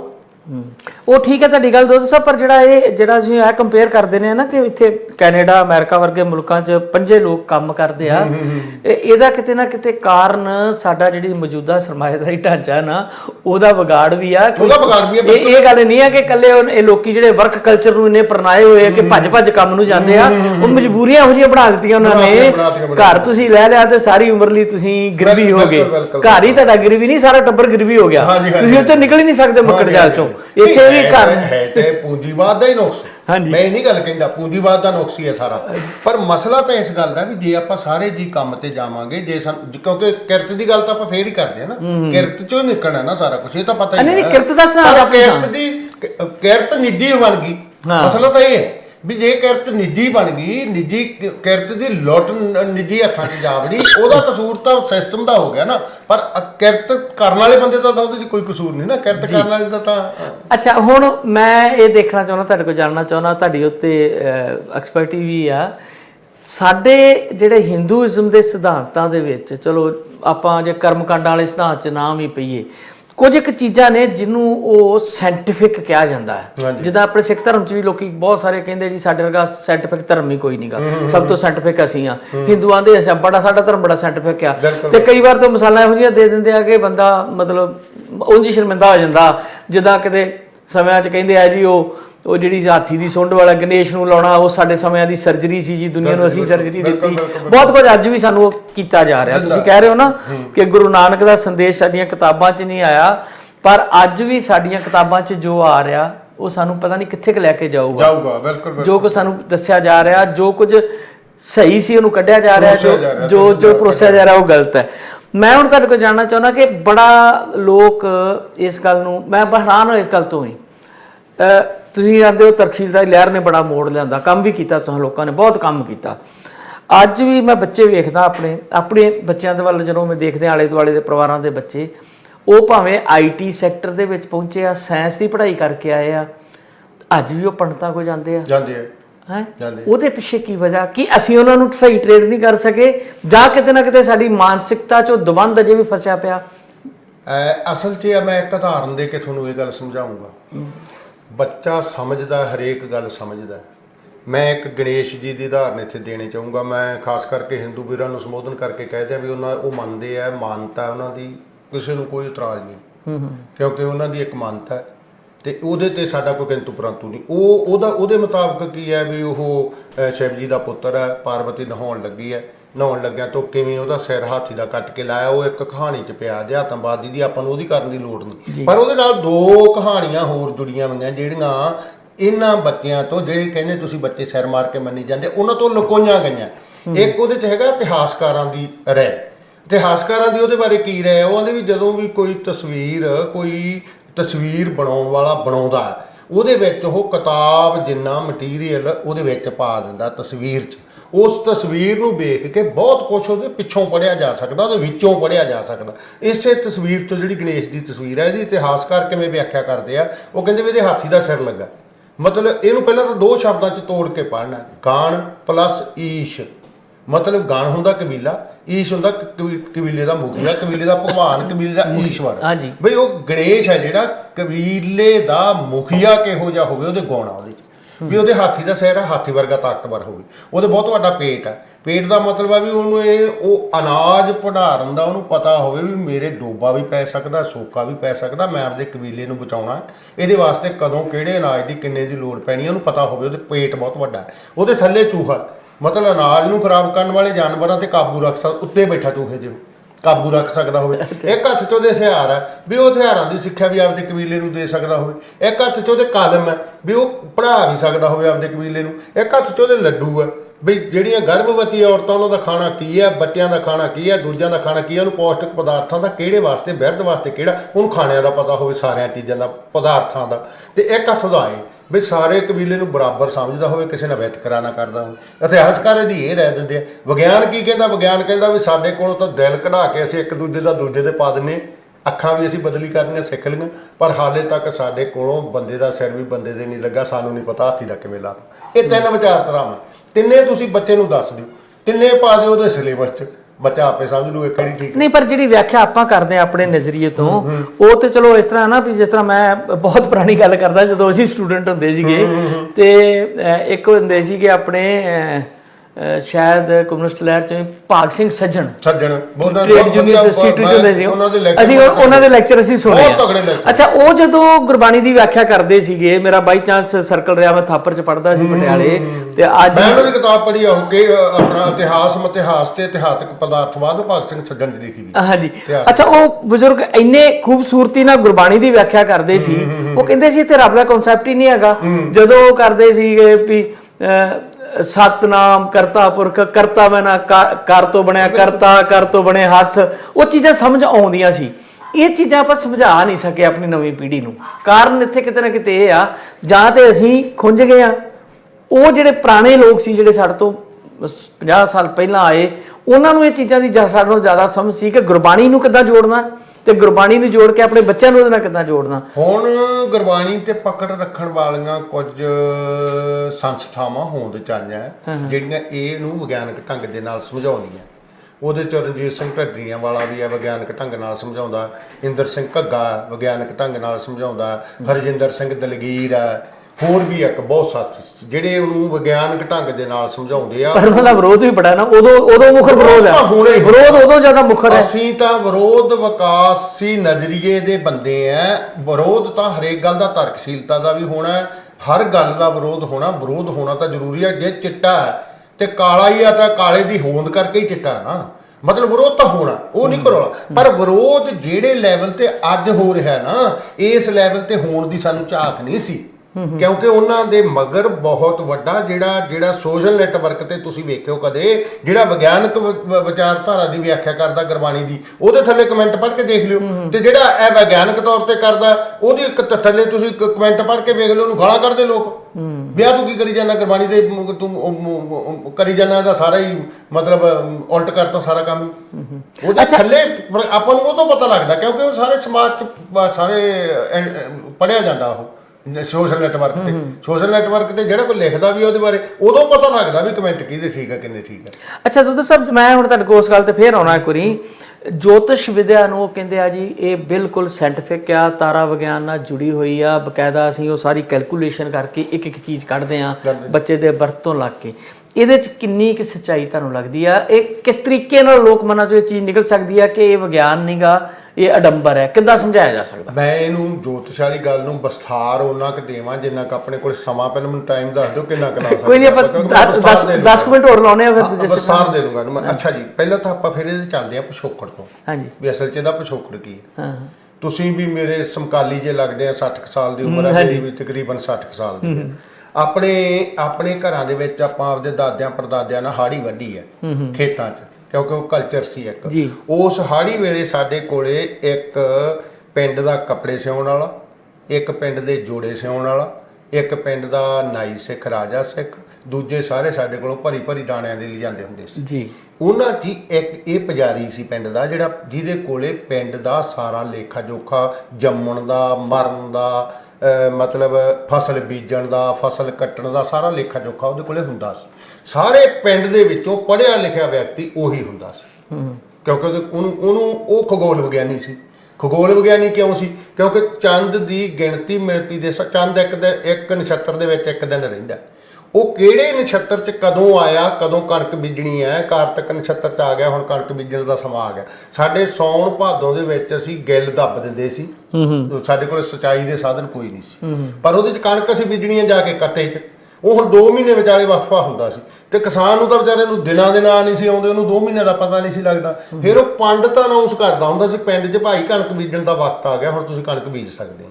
ਉਹਦੇ ਆਖੇ ਲੱਗ ਕੇ ਸਾਰੇ ਬੀਜਦੇ ਸੀ। ਫਿਰ ਜੇਕਰ ਗੰਨਾ, ਅਸੀਂ ਹੁਣ ਗੰਨਾ, ਹੁਣ ਸਾਡੇ ਕੋਲੇ, ਸਾਡੇ ਕਿਹੜਾ ਮੂੰਹ 'ਚ ਛਾਲੇ ਨਿਕਲੇ ਵੀ ਅਸੀਂ ਚੂਪ ਕੇ ਦੇਖ ਨਹੀਂ ਸਕਦੇ। ਗੰਨਾ ਪੱਟ ਕੇ ਮੋਢੇ ਤੇ ਧਰ ਕੇ ਪੰਡਤ ਕੋਲੇ ਲੈ ਜਾਣਾ, ਪੰਡਤ ਜੀ ਚੂਪ ਕੇ ਦੱਸਿਓ ਵੀ ਇਹਦਾ ਰੋਹ ਪੱਕ ਗਿਆ, ਅਸੀਂ ਹੁਣ ਗੁੜ ਬਣਾ ਸਕਦੇ ਹਾਂ ਕਿ ਨਹੀਂ ਬਣਾ ਸਕਦੇ। ਪੰਡਤ ਨੇ ਕੀ ਕਰਨਾ, ਅੰਦਰ ਵੜਨਾ, ਅੰਦਰ ਬਣ ਕੇ ਉਹ ਖੋਲਣੀ ਆਪਦਾ ਜਿਹੜਾ ਚੰਦ ਦਾ ਲੇਖਾ ਜੋਖਾ ਸੀ, ਉਹਦੇ 'ਚ ਵੇਖ ਲੈਣਾ ਵੀ ਚੰਦ ਕਿਹੜੇ ਨਛੱਤਰ 'ਚ ਆਇਆ, ਇਸ ਨਛੱਤਰ 'ਚ ਗਏ ਤੋਂ ਗੁੜ ਇਹ ਰੋਹ ਪੱਕ ਜਾਂਦਾ, ਤੇ ਹੁਣ ਇਹਨਾਂ ਨੂੰ ਖੁੱਟੀ 'ਚ ਖੁੱਲੀ ਛੁੱਟੀ ਦੇ ਦਿਆਂ ਵੀ ਭਾਈ ਹੁਣ ਤੁਸੀਂ ਗੁੜ ਬਣਾ ਸਕਦੇ ਹੋ। ਜੇ ਕੋਈ ਮੇਰੇ ਵਰਗਾ ਪਹਿਲਾਂ ਬਣਾ ਲੈਂਦਾ ਸੀ, ਉਹਦਾ ਗੁੜ ਨਹੀਂ ਸੀ ਬਣਦਾ, ਉਹਨੂੰ ਪੰਡਤ ਤੋਂ ਤਾਂ ਤੂੰ ਪੁੱਛਿਆ ਨਹੀਂ। ਜੇ ਮੇਰੇ ਵਰਗਾ ਕੋਈ 10 ਦਿਨ ਪਹਿਲਾਂ ਕਣਕ ਬੀਜ ਦਿੰਦਾ ਸੀ, 20 ਦਿਨ, ਜੇ ਉਹਦਾ ਝਾੜ ਘੱਟ ਨਿਕਲਦਾ ਸੀ, ਉਦੋਂ ਕਹਿੰਦੇ ਪੰਡਤ ਤੋਂ ਤਾਂ ਤੂੰ ਪੁੱਛਿਆ ਨਹੀਂ। ਇਸ ਕਰਕੇ ਸਾਡੇ ਉਸ ਸਮਾਜਿਕ ਪੱਖ ਨਾਲ ਤੇ ਆਰਥਿਕ ਪੱਖ ਦੇ ਨਾਲ ਪੰਡਤ ਇੰਨਾ ਜੁੜ ਗਿਆ ਵੀ ਅਸੀਂ ਉਹਦੀ ਉਹਨੂੰ ਮਾਨਤਾ ਦੇਤੀ, ਇੱਕ ਵੱਡੀ ਪਦਵੀ। ਦੋਸਤੋ ਸਾਹਿਬ, ਇੱਥੋਂ ਹੀ ਤੁਹਾਡੀ ਗੱਲ ਚੋਂ 2 ਗੱਲਾਂ ਮੈਂ ਸਮਝ ਸਕਦਾ। ਇੱਕ ਤੇ ਤੁਸੀਂ ਖੁਦ ਕਿਹਾ ਕਿ ਉਸ ਸਮੇਂ ਦਾ ਜਿਹੜਾ ਪੰਧਾ ਜਾਂ ਪੰਡਤ ਜਿਹੜਾ ਸੀਗਾ, ਉਹਨੂੰ ਤੁਸੀਂ ਅਜੇ ਉਹਨੂੰ ਸ਼ਾਤਰ ਜਾਂ ਚਲਾਕ ਦਾ ਦਰਜਾ ਨਹੀਂ ਦਿੱਤਾ। ਹਾਂ ਨਹੀਂ, ਅਜੇ ਦੇਣਾ ਬਣਦਾ, ਮੈਂ ਬਾਅਦ ਦਊਂਗਾ। ਤੁਸੀਂ ਉਹਨੂੰ ਅਜੇ ਖਗੋਲ ਵਿਗਿਆਨੀ ਕਹਿ ਕੇ ਬੜਾ ਵੱਡਾ ਨਾਂ ਦੇਤਾ ਉਹਨੂੰ। ਤੇ ਦੂਜਾ ਪੱਖ ਮੈਨੂੰ ਇਹ ਲੱਗਿਆ ਕਿ ਜਿਹੜਾ ਉਸ ਵੇਲੇ ਦਾ ਸਾਡਾ ਸਮਾਜ ਸੀਗਾ, ਉਹ ਇੰਨਾ ਕੁ ਜ਼ਿਆਦਾ ਮਤਲਬ ਦਕੀਆਨੂਸੀ ਸੀਗਾ ਕਿ ਉਹਨੂੰ ਅਜੇ ਇੰਨੀ ਸੋਝੀ ਨਹੀਂ ਸੀ ਕਿ ਦਿਨ ਚੜ ਗਿਆ ਕਿ ਰਾਤ ਆ, ਸੌਣ ਦਾ ਮਹੀਨਾ, ਉਹਨੂੰ ਕੋਈ ਸ਼ਾਇਦ 12 ਮਾਹ ਵਾਲਾ ਵੀ ਸਿਸਟਮ ਨਹੀਂ ਸੀ ਹੈਗਾ, ਤੇ ਉਹਨੂੰ ਕੋਈ ਚੀਜ਼ ਦੀ ਸਮਝ ਹੀ ਨਹੀਂ ਸੀ। ਇਸ ਕਰਕੇ ਉਹ 100% ਉਹਦੇ ਤੇ ਡਿਪੈਂਡ ਕਰਦਾ ਸੀ ਜਿੱਥੋਂ ਅੱਗੇ ਗੱਲ ਚੱਲਦੀ। ਹਾੜ ਦੇ ਵਿਆਹ ਹੁੰਦੇ ਸੀ, ਜੇ ਸੌਣ 'ਚ ਕਿਸੇ ਨੇ 10 ਦਿਨ ਹਾੜ ਤੋਂ ਮਗਰੋਂ ਧਰ ਲਿਆ, ਉਹਨੇ ਕਹਿਣਾ ਢੋਆ ਮੀਂਹ ਪੈਣਗੇ ਉਦੋਂ ਤੇ ਵਿਆਹ 'ਚ ਮੀਂਹ ਆ ਸਕਦੇ ਆ। ਕਈਆਂ ਨੇ ਇਗਨੋਰ ਹੀ ਕਰ ਦੇਣਾ, ਐਵੇਂ ਕਹੀ ਜਾਂਦਾ ਜਾਂ ਮੀਂਹ ਨੂੰ ਕੋਲੇ ਤੇ ਮੀਂਹ ਆ ਜਾਣਾ, ਕਿਉਂਕਿ ਉਹਨੂੰ ਤਾਂ ਪਤਾ ਸੀ ਮੌਨਸੂਨ ਕਦੋਂ ਆਉਂਦੀਆਂ, ਉਹਨੇ ਵੇਖਿਆ ਹੋਇਆ। ਅਸਲ 'ਚ ਕੀ ਸੀ ਵੀ ਇਹਦਾ ਬਖਰੇਵਾਂ ਕਿੱਥੋਂ ਪਿਆ? ਬਖਰੇਵਾਂ ਇਹਦਾ ਪੈਂਦਾ ਗੈਲੀਲੀਓ ਤੋਂ। ਗੈਲੀਲੀਓ ਨੇ ਜਦੋਂ ਦੂਰਬੀਨ ਬਣਾਈ, ਗੈਲੀਲੀਓ ਵੀ ਮੁੱਢਲਾ ਖਗੋਲ ਵਿਗਿਆਨੀ ਸੀ, ਜਦੋਂ ਉਹਨੇ ਦੂਰਬੀਨ ਬਣਾ ਲਈ, ਦੂਰਬੀਨ ਬਣਾ ਕੇ ਉਹਨੇ ਆਕਾਸ਼ ਵੱਲ ਘਕਾਈ, ਉਹਨੇ ਫਿਰ ਸਾਰਾ ਕੁਝ ਰੱਦ ਕਰਤਾ, ਯਾਰ ਤੁਸੀਂ ਤਾਂ ਝੂਠ ਮਾਰੀ ਜਾਂਦੇ ਹੋ। ਉੱਥੇ ਫਿਰ 2 ਹੋ ਗਈਆਂ ਵਿਚਾਰਧਾਰਾਵਾਂ, ਇੱਕ ਖਗੋਲ ਵਿਗਿਆਨ ਦੀ ਵਿਚਾਰਧਾਰਾ ਹੋ ਗਈ ਜਿਹੜੀ ਸਪੈਸ਼ਲ ਖਗੋਲ ਵਿਗਿਆਨ ਦੀ ਗੱਲ ਕਰਦੀ ਹੈ, ਅੱਜ ਵੀ ਕਰਦੀ ਹੈ। ਇੱਕ ਉਹਦੇ ਚੋਂ ਜਿਹੜੀ ਕਿਸਮਤਵਾਦ ਦੇ ਨਾਲ ਖਗੋਲ ਵਿਗਿਆਨ ਨੂੰ ਜੋੜਨ ਲੱਗੀ, ਉਹ ਹੋ ਗਈ। ਉਦੋਂ ਤੋਂ ਲੁੱਟ ਸ਼ੁਰੂ ਹੋਈ ਅਸਲ। ਉਦੋਂ ਫਿਰ ਉਹਨਾਂ ਨੇ ਸਾਰੇ ਗ੍ਰਹਿਆਂ ਨੂੰ, ਸਾਰੀ ਇਸ ਗੇੜ ਨੂੰ ਕਿਸਮਤਵਾਦ ਦੇ ਨਾਲ ਜੋੜਨਾ ਸ਼ੁਰੂ ਕਰਤਾ ਵੀ ਤੁਹਾਡੇ ਤੇ ਆ ਫਲਾਨਾ ਗ੍ਰਹਿ ਆ, ਰਾਰੇ ਦਾ ਨਾਂ ਵਾਲੇ ਤੇ ਵੱਖਰਾ ਪ੍ਰਭਾਵ ਪਾਊਗਾ, ਸੱਸੇ ਵਾਲੇ ਤੇ ਵੱਖਰਾ ਪਾਊਗਾ, ਪੱਪੇ ਵਾਲੇ ਤੇ ਵੱਖਰਾ ਪਾਊਗਾ। ਜਿਹੜੀ ਚੀਜ਼ 'ਚੋਂ ਸਾਨੂੰ ਪੈਸੇ ਬਣਦੇ ਆ, ਫਿਰ ਉਹ ਸਿਲੇਬਸ। ਪਰ ਦੁੱਧ ਸਾਹਿਬ ਦਾ ਮਤਲਬ ਇੱਕ ਤੇ ਹੋਇਆ ਕਿ ਜਿਹੜਾ ਉਹ ਵਿਗਿਆਨ ਸੀ, ਜਿਹੜੀ ਚੀਜ਼ ਦਾ ਅੱਜ ਵੀ ਉਹ ਕਲੇਮ ਕਰਦੇ ਆ ਕਿ ਜਿਹੜਾ ਜੋਤਿਸ਼ਕ ਵਿਗਿਆਨ ਆ, ਉਹ ਅਸੀਂ ਉਹਨੂੰ ਕਹਿ ਰਹੇ ਕਿ ਉਹਨੂੰ ਮਿਸਯੂਜ਼ ਕਰਨ ਲੱਗ ਗਏ, ਕਿ ਉਹਨੂੰ ਉਹਦੇ ਇਸ ਚੀਜ਼ ਨਾਲ ਜੋੜਤਾ। ਇਹਦਾ ਮਤਲਬ ਇਹ ਹੋਇਆ ਵੀ ਕਿਤੇ ਨਾ ਕਿਤੇ ਉਸ ਸਮੇਂ ਦੇ ਉਹਨਾਂ ਲੋਕਾਂ ਕੋਲ ਵੀ ਇਹ ਤਾਰਾ ਵਿਗਿਆਨ ਜਾਂ ਖਗੋਲ ਜਿਹਨੂੰ ਅਸੀਂ ਕਹਿ ਰਹੇ ਹਾਂ, ਉਹਦੀ ਪੜ੍ਹਾਈ ਤੇ ਹੈ ਸੀ ਨਾ। ਇਹਦਾ ਮਤਲਬ ਵਿਗਿਆਨਕ ਤੌਰ ਤੇ ਉਹ ਕਿਤੇ ਨਾ ਕਿਤੇ ਉਹਨਾਂ ਚੀਜ਼ਾਂ ਨੂੰ ਸਮਝਦੇ ਸੀ, ਮੌਨਸੂਨ ਕਦੋਂ ਆਉਣੀ ਆ, ਕਦੋਂ ਮਤਲਬ ਕਿਹੜੇ ਦਿਨਾਂ 'ਚ ਸੀਗੀਆਂ, ਇਹਦੇ 'ਚ ਕੋਈ ਰੌਲਾ ਨਹੀਂਗਾ। ਟਾਲਮੀ ਸੀ ਸਾਡਾ ਪਤਾਮਾ ਜੋਤਿਸ਼ ਦਾ, ਭਾਰਤ ਦੇ ਗਿਣਦੇ। ਪਰ ਟਾਲਮੀ ਦੀ ਗਿਣਤੀ ਮਿਣਤੀ ਉਹਨਾਂ ਚਿਰ ਠੀਕ ਨਹੀਂ ਹੋ ਸਕੀ ਜਿੰਨਾ ਚਿਰ ਕੋਪਰਨੀਕਸ ਨੇ ਸੂਰਜ ਕੇਂਦਰਿਤ ਸਿਧਾਂਤ ਨਹੀਂ ਦਿੱਤਾ। ਜਦੋਂ ਕੋਪਰਨੀਕਸ ਨੇ ਸੂਰਜ ਕੇਂਦਰਿਤ ਸਿਧਾਂਤ ਦਿੱਤਾ ਤਾਂ ਟਾਲਮੀ ਵਾਲਾ ਜਿਹੜਾ ਉਹ ਗਿਣਤੀ ਚੱਕਰ ਸੀ ਉਹ ਕੰਪਿਊਟਰ 'ਚ ਪੈਣ ਯੋਗ ਹੋ ਗਿਆ, ਕਿਉਂਕਿ ਸਾਰੀਆਂ ਗਿਣਤੀਆਂ ਮਿਣਤੀਆਂ ਦਾ ਪਤਾ ਲੱਗ ਗਿਆ ਵੀ ਕਿਵੇਂ, ਕਿਉਂਕਿ ਉਹ ਤਾਂ ਧਰਤੀ ਨੂੰ ਖੜੀ ਮੰਨਦੇ ਸੀ। ਹੁਣ ਜੇਕਰ ਆਪਾਂ, ਮੈਂ ਦਰਸ਼ਕਾਂ ਨੂੰ ਸੰਬੋਧਨ ਕਰਕੇ ਇਹ ਗੱਲ ਕਹਿ ਰਿਹਾ ਵੀ ਜੇਕਰ ਆਪਾਂ, ਮੇਰੇ ਕਿਤਾਬ ਲਿਖੀ ਨੂੰ 10 ਸਾਲ ਹੋ ਗਏ, ਜੋਤਿਸ਼ ਦਾ ਐਕਸ-ਰੇ ਉਹਦਾ ਨਾਂ, ਉਹਦੇ 'ਚ ਮੈਂ ਸਵਾਲ ਪੁੱਛੇ ਆ, ਜਿਹੜੇ ਸਵਾਲ ਆਮ ਕਰਕੇ ਜੋ ਜੋਤਸ਼ੀਆਂ ਨੂੰ ਸਾਡੇ ਦਰਸ਼ਕ ਪੁੱਛਦੇ ਆ, ਉਹੀ ਸਵਾਲ ਉਹਦੇ 'ਚ ਮੈਂ ਕੀਤੇ। ਕਿਵੇਂ ਆ ਸਵਾਲ? ਉਹਦੇ 'ਚ ਜਨਮ ਕੁੰਡਲੀ ਦੇਖ ਕੇ ਦੱਸਣਾ ਮਰਦ ਦੀ ਆ, ਔਰਤ ਦੀ ਆ ਕਿ ਖੁਸਰੇ ਦੀ ਆ। ਜਿਵੇਂ ਆਪਾਂ ਪਹਿਲੀ ਵਾਲੇ ਜਵਾਕ ਨੂੰ ਦੇ ਦਿੰਦੇ ਪੇਪਰ ਕਰਨ ਵਾਸਤੇ ਵੀ ਟੈਕ ਹੀ ਲਾਉਣਾ ਸਿਰਫ ਉਹਦੇ ਤੇ, ਫਿਰ ਦੱਸਣਾ ਵੀ ਭਾਰਤੀ ਦੀ ਆ, ਵਿਦੇਸ਼ੀ ਦੀ ਆ ਕਿ ਇਹ ਮਤਲਬ ਮਰ ਚੁੱਕੇ ਵਿਅਕਤੀ ਦੀ, ਜਿਉਂਦੇ ਦੀ, ਕੋਮਾ 'ਚ ਪਏ ਦੀ ਆ। ਇਸੇ ਤਰ੍ਹਾਂ ਉਹਦੀ ਦੱਸਣਾ ਪੜ੍ਹੇ ਲਿਖੇ ਦੀ ਆ, 10ਵੀਂ ਪਾਸ ਦੀ, ਅਨਪੜ੍ਹ ਦੀ ਆ। ਇਸੇ ਤਰ੍ਹਾਂ ਉਹਦੇ 'ਚ ਦੱਸਣਾ ਵੀ ਇਹ ਰਾਜਨੇਤਾ ਦੀ ਆ ਜਾਂ ਬੇਰੁਜ਼ਗਾਰ ਦੀ ਆ ਜਾਂ ਰੁਜ਼ਗਾਰਸ਼ੁਦਾ ਦੀ ਆ। ਇਸ ਤਰ੍ਹਾਂ ਵਿਆਹੇ ਦੀ ਆ, ਅਣਵਿਆਹੀ ਦੀ ਆ, ਇੱਕ ਅਲੱਗ ਰਹਿੰਦੇ ਦੀ ਆ। 8 ਸਵਾਲ ਕੀਤੇ ਆ, 5 ਲੱਖ ਰੁਪਈਆ ਇਨਾਮ ਆ। ਹੁਣ ਉਹ 1.25 ਕਰੋੜ ਕਰਤਾ। ਮੈਂ ਦਰਸ਼ਕਾਂ ਨੂੰ ਸੰਬੋਧਨ ਕਰਕੇ ਦੱਸ ਦਿਆਂ, ਇਹਨਾਂ 8 ਸਵਾਲਾਂ ਤੇ ਜੇਕਰ ਕੋਈ ਜੋਤਸ਼ੀ ਉੱਤਰ ਦਿੰਦਾ ਤਾਂ 1.25 ਕਰੋੜ ਰੁਪਈਆ ਤਰਕਸ਼ੀਲ ਸੁਸਾਇਟੀ ਵੱਲੋਂ ਇਨਾਮ ਰੱਖਿਆ ਗਿਆ, 50,000 ਰੁਪਈਆ ਮੇਰੇ ਵੱਲੋਂ ਰੱਖਿਆ ਗਿਆ। ਜਿਹੜਾ ਉਹਨਾਂ ਦਾ ਵਿਚੋਲਾ, ਜਿਹੜਾ ਉਹਨਾਂ ਦਾ ਸ਼ਰਧਾਲੂ ਇਹ ਗੱਲ ਕਹਿੰਦਾ ਮੇਰੇ ਬਾਬੇ 'ਚ ਬੜੀ ਪਾਵਰ ਆ, ਮੇਰੇ ਜੋਤਸ਼ੀ 'ਚ ਬੜੀ ਪਾਵਰ ਆ, ਜੇਕਰ ਉਹਦਾ ਜੋਤਸ਼ੀ 'ਚ ਉਹਦਾ ਬਾਬਾ ਜਿੱਤਦਾ 50,000 ਰੁਪਈਆ ਸੀ ਉਹਦੇ ਵਿਚੋਲੇ ਨੂੰ ਵੀ ਦੇਵਾਂਗੇ ਜੀ। ਇਹ ਤੇ ਬੜੇ ਚਿਰ ਤੋਂ ਜੀ, ਤੇ ਜਦੋਂ ਕਬੂਰ ਦੀਆਂ ਕਿਤਾਬਾਂ ਆਈਆਂ ਉਹਨਾਂ ਨੇ ਕਿੰਨਾ ਚਿਰ ਸਮੇਂ ਪਹਿਲਾਂ ਲੱਖ ਰੁਪਈਆ ਜਦੋਂ ਬਹੁਤ ਵੱਡਾ ਸੀ। ਜੇ ਇਹਨਾਂ ਕੋਲ ਜੇ ਵਿਗਿਆਨ ਰੌਲਾ ਤਾਂ ਇੱਥੇ ਜਿਹੜਾ ਵਿਗਿਆਨ ਦਾ ਚੋਲਾ ਪਾਉਂਦੇ ਆ, ਮੈਂ ਵਿਗਿਆਨ ਕੀ ਚੀਜ਼ ਹੈ ਤੇ ਇਹ ਵਿਗਿਆਨ ਕੀ ਹੈ, ਮੈਂ ਆਪਾਂ ਤਾਂ ਉਹਦੀ ਗੱਲ ਕਰਦੇ ਆ ਵੀ ਜੇ ਵਿਗਿਆਨ ਹੁੰਦਾ ਤੇ ਹੁਣ ਨੂੰ ਇਹ ਜਿੱਤ ਲੈਂਦੇ ਕਦੇ ਦੇ। ਵਿਗਿਆਨ ਤਾਂ 2 ਤੇ 2 4 ਹੀ ਹੈ ਨਾ, ਵਿਗਿਆਨ ਦੇ ਤਾਂ ਨਿਯਮ ਪੱਕੇ ਆ, ਅਸੂਲ ਪੱਕੇ। ਤੁਸੀਂ ਇੱਥੇ ਵਾਪਰਦੀ ਹੈ ਜਿਹੜੀ ਮਾਲੀਕੂਲ ਲੈ ਲਓ, ਇਹਦੇ ਆਕਸੀਜਨ ਤੇ ਲੈ ਲਓ, ਹਾਈਡਰੋਜਨ ਤੇ ਲੈ ਲਓ, ਇੱਥੇ ਵੀ ਉਹਨੇ ਪਾਣੀ ਬਣ ਜਾਣਾ, ਰੱਤ ਜਾ ਕੇ ਉਹ ਬਣ ਜਾਣਾ, ਉਹਦੇ ਤਾਂ ਨਿਯਮ ਪੱਕੇ, ਉਹ ਨਿਯਮਾਂ 'ਚ ਵੱਜੀ ਵੀ ਹੈ। ਇਹ ਕਿਸੇ ਨਿਯਮ 'ਚ ਵੀ ਨਹੀਂ ਵੱਜਾ, ਕਿਉਂਕਿ ਇਹਨਾਂ ਦੀ ਤਾਂ ਆਪਦੀਆਂ ਵਿਚਾਰਧਾਰਾਵਾਂ ਲੜੀ ਜਾਂਦੀਆਂ, ਨਾ ਜਨਮ ਠੀਕ ਦੇਖਦੇ ਆ, ਨਾ ਡੇਟ ਠੀਕ ਰੱਖਦੇ ਆ, ਨਾ ਸਥਾਨ ਠੀਕ ਰੱਖਦੇ ਆ, ਤੇ ਸਾਰਾ ਕੁਝ ਹੀ ਬਦਲਿਆ ਜਾਂਦਾ ਜਦੋਂ ਇਹਨੂੰ ਬਰੀਕੀ ਨਾਲ ਪੜ੍ਹਦੇ ਆ ਨਾ। ਐਡੀਆਂ ਇਹ ਮਤਲਬ ਗੱਲਾਂ ਕਰਦੇ ਆ ਜਿਹੜੀਆਂ ਜੇ ਲੋਕਾਂ ਨੂੰ ਪਤਾ ਲੱਗ ਜਾਣ, ਲੋਕ ਤਾਂ ਆਪਾਂ ਕਹਿ ਦਾਂਗੇ ਵੀ ਇਹਨਾਂ ਨੂੰ ਦਬਲਣਗੇ ਸਮਾਂ। ਬਿਲਕੁਲ ਲੋਕਾਂ ਤਾਂ ਪਰਦਾ ਰੱਖੀ ਬੈਠੇ ਆ। ਲੋਕਾਂ ਦੀ ਸਾਡੇ ਸਮਝ ਇਹੀ ਆ ਵੀ ਉਹ ਜਿਹੜੀ ਕੋਈ ਕਿਤਾਬ ਇਹਨਾਂ ਦੇ ਵਿਰੋਧ 'ਚ ਲਿਖੀ ਵੀ ਹੈ ਉਹਨੂੰ ਪੜ੍ਹਦੇ ਨਹੀਂਗੇ। ਮੈਂ ਸ਼ਰਤ ਲਾਉਣਾ ਜੋਤਿਸ਼ ਦਾ ਐਕਸਰੇ ਕਿਤਾਬ ਹੈ, ਤੁਹਾਡੀ ਰਾਸ਼ੀ ਕੀ ਕਹਿੰਦੀ ਹੈ, ਪਾਸ਼ ਦੀ ਲਿਖੀ ਵੀ ਕਿਤਾਬ ਹੈ, ਇੱਕ ਉਹ ਆਪਣੀ ਇਹਦੀ ਮਨਜੀਤ ਬੋਪਾਰਾਏ ਦੀ ਲਿਖੀ ਕਿਤਾਬ। ਜੋਤਿਸ਼ ਤੇ 2-3 ਕਿਤਾਬਾਂ ਪੜ੍ਹ ਲਓ ਤੁਸੀਂ, ਜੋਤਸ਼ੀ ਨੂੰ ਘਰੇ ਨਹੀਂ ਵੜਨ ਦਿੰਦੇ ਸਾਰੀ ਉਮਰ। ਅੱਛਾ, ਇੱਕ ਹੋਰ ਵਿਧਾ ਇਹਦੀ ਬੜੀ ਆ ਜੋਤਿਸ਼ ਤੋਂ ਬਾਅਦ, ਜਿਹਨੂੰ ਵਸਤੂ ਸ਼ਾਸਤਰ ਕਹਿੰਦੇ ਆ। ਹਾਂਜੀ, ਉਹਦੇ 'ਚ ਅੱਜ ਵੀ ਕਹਿੰਦੇ ਆ ਕਿ ਜਿਹੜਾ ਆਰਕੀਟੈਕਟ ਆ ਉਹ ਪੂਰਾ ਦਾ ਪੂਰਾ ਵਸਤੂ ਸ਼ਾਸਤਰ ਦੇ ਉੱਤੇ ਟਿਕਿਆ ਹੋਇਆ, ਪੁਰਾਤਨ ਵਸਤੂ ਸ਼ਾਸਤਰ ਤੇ। ਉਹ ਕਹਿੰਦੇ ਇਹ 'ਚ ਕੋਈ ਵੀ ਐਸੀ ਗੱਲ ਨਹੀਂ ਆ ਕਿ ਜਾਦੂ ਮੰਤਰ ਆ, ਅਸੀਂ ਤਾਂ ਸਿਰਫ ਦਿਸ਼ਾਵਾਂ ਹੀ ਦੱਸਦੇ ਆ, ਇੱਥੋਂ ਲਾਈਟ ਪੈਂਦੀ ਆ, ਇੱਥੋਂ ਜਾਣ ਕੇ ਇੱਥੇ ਹੁੰਦਾ, ਇੱਥੇ ਵੀ ਕਈ ਚਰਚਾ ਚੱਲਦੀ ਰਹੀ, ਲੈਂਪ ਜਗਾਇਆ ਹੋ ਜਾਂਦਾ, ਉਹ ਘਿਓ ਦਾ ਦੀਵਾ ਜਗਾਇਆ ਹੋ ਜਾਂਦਾ, ਜੇ ਕੋਈ ਘਰ ਬਣਿਆ ਉਹਦੇ ਬਾਹਰ ਉਹ ਬਿੱਜੂ ਜਿਹਾ ਟੰਗ ਦਿੰਦੇ ਤੇ ਉਹਦੇ ਨਾਲ ਆਇਆ ਹੁੰਦਾ, ਨਜ਼ਰ ਨਹੀਂ ਲੱਗਦੀ। ਮਤਲਬ ਬਹੁਤ ਸਾਰੀਆਂ ਇੱਦਾਂ ਦੀਆਂ ਚੀਜ਼ਾਂ ਅੱਜ ਤੱਕ ਵੀ ਲੋਕ ਉਹਨਾਂ ਧਾਰਨਾਵਾਂ ਨੂੰ ਮੰਨਦੇ ਆ। ਹਾਂਜੀ ਹਾਂਜੀ। ਇਹਦੇ ਪਿੱਛੇ ਕੀ ਵਜ੍ਹਾ ਹੈ ਕਿ ਵਸਤੂ ਸ਼ਾਸਤਰ ਵੀ ਸੱਚਮੁੱਚ ਕੋਈ ਵਿਗਿਆਨ ਹੈ ਜਾਂ? ਅਸਲ 'ਚ ਇਹ ਹੈ ਵੀ ਵਾਸਤੂ ਸ਼ਾਸਤਰ ਹੈ ਤਾਂ ਵਿਗਿਆਨ ਹੀ, ਇਹਦਾ ਪਿਛੋਕੜ ਤਾਂ ਵਿਗਿਆਨ ਹੀ ਹੈ। ਜਦੋਂ ਮਨੁੱਖ ਨੇ ਦਿਸ਼ਾਵਾਂ ਨੂੰ ਸਮਝ ਲਿਆ, ਦਿਸ਼ਾਵਾਂ ਤੋਂ ਆਉਣ ਵਾਲੀਆਂ ਹਵਾਵਾਂ ਨੂੰ ਸਮਝ ਲਿਆ, ਦਿਸ਼ਾਵਾਂ ਤੋਂ ਆਉਣ ਵਾਲੀ ਗਰਮੀ ਸਰਦੀ ਨੂੰ ਸਮਝ ਲਿਆ, ਤਾਂ ਉਹਦੇ ਨਾਲ ਮਕਾਨ ਬਣਾਉਣ 'ਚ ਜਦੋਂ ਹੁਣ ਅਸੀਂ ਕੋਈ ਆਪਦਾ ਗਊਆਂ ਦਾ ਸ਼ੈੱਡ ਬਣਾਉਂਦੇ ਆ ਨਾ, ਇੰਡੀਆ 'ਚ ਮੈਂ ਖਾਸ ਕਰਕੇ ਕਹਾਂ, ਸਾਨੂੰ ਜਿਹੜੀ PAU ਲੁਧਿਆਣਾ, ਜਿਹੜੀ ਉੱਥੋਂ ਦੇ ਮਾਹਰ ਡਾਕਟਰ ਹੈ, ਉਹ ਸਾਨੂੰ ਸਪੈਸ਼ਲ ਦਿਸ਼ਾਵਾਂ ਦੱਸਦੇ ਆ ਵੀ ਇਸ ਦਿਸ਼ਾ ਨੂੰ ਤੁਸੀਂ ਰੱਖੋਗੇ, ਇਸ ਦਿਸ਼ਾ ਨੂੰ ਨਹੀਂ ਰੱਖਣਾ, ਕਿਉਂਕਿ ਜਿਹੜਾ ਉਹਦਾ ਡੰਗਰਾਂ ਦਾ ਗਿੱਲਾ ਕੀਤਾ ਹੋਇਆ ਥਾਂ, ਉੱਥੇ ਕਿੱਥੇ ਵੱਧ ਤੋਂ ਵੱਧ ਧੁੱਪ ਪੈ ਸਕਦੀ ਹੈ, ਕਿਵੇਂ ਉਹ ਸੁੱਕ ਸਕਦਾ। ਇਸੇ ਤਰ੍ਹਾਂ ਸਾਡੀ ਰਸੋਈ 'ਚ ਵੱਧ ਤੋਂ ਵੱਧ ਧੁੱਪ ਪੈਣੀ ਚਾਹੀਦੀ ਹੈ, ਸਾਡੇ ਬਾਥਰੂਮ 'ਚ ਵੱਧ ਤੋਂ ਵੱਧ ਪਾਸੇ ਹਵਾ ਰਾਜਾ ਉਹ ਧੁੱਪ ਪੈਣੀ ਚਾਹੀਦੀ ਹੈ। ਉਹਨਾਂ ਸਾਰੀਆਂ ਗੱਲਾਂ ਨੂੰ ਖਿਆਲ ਰੱਖ ਕੇ ਜੇ ਮਕਾਨ ਬਣਾਉਣੇ ਆ ਤਾਂ ਮਕਾਨ ਵਧੀਆ, ਇਹਦੇ 'ਚ ਕੋਈ ਰੌਲਾ ਨਹੀਂ, ਪਰ ਇਹ ਸਥਾਨਾਂ ਦੇ ਨਾਲ ਬਦਲਦਾ।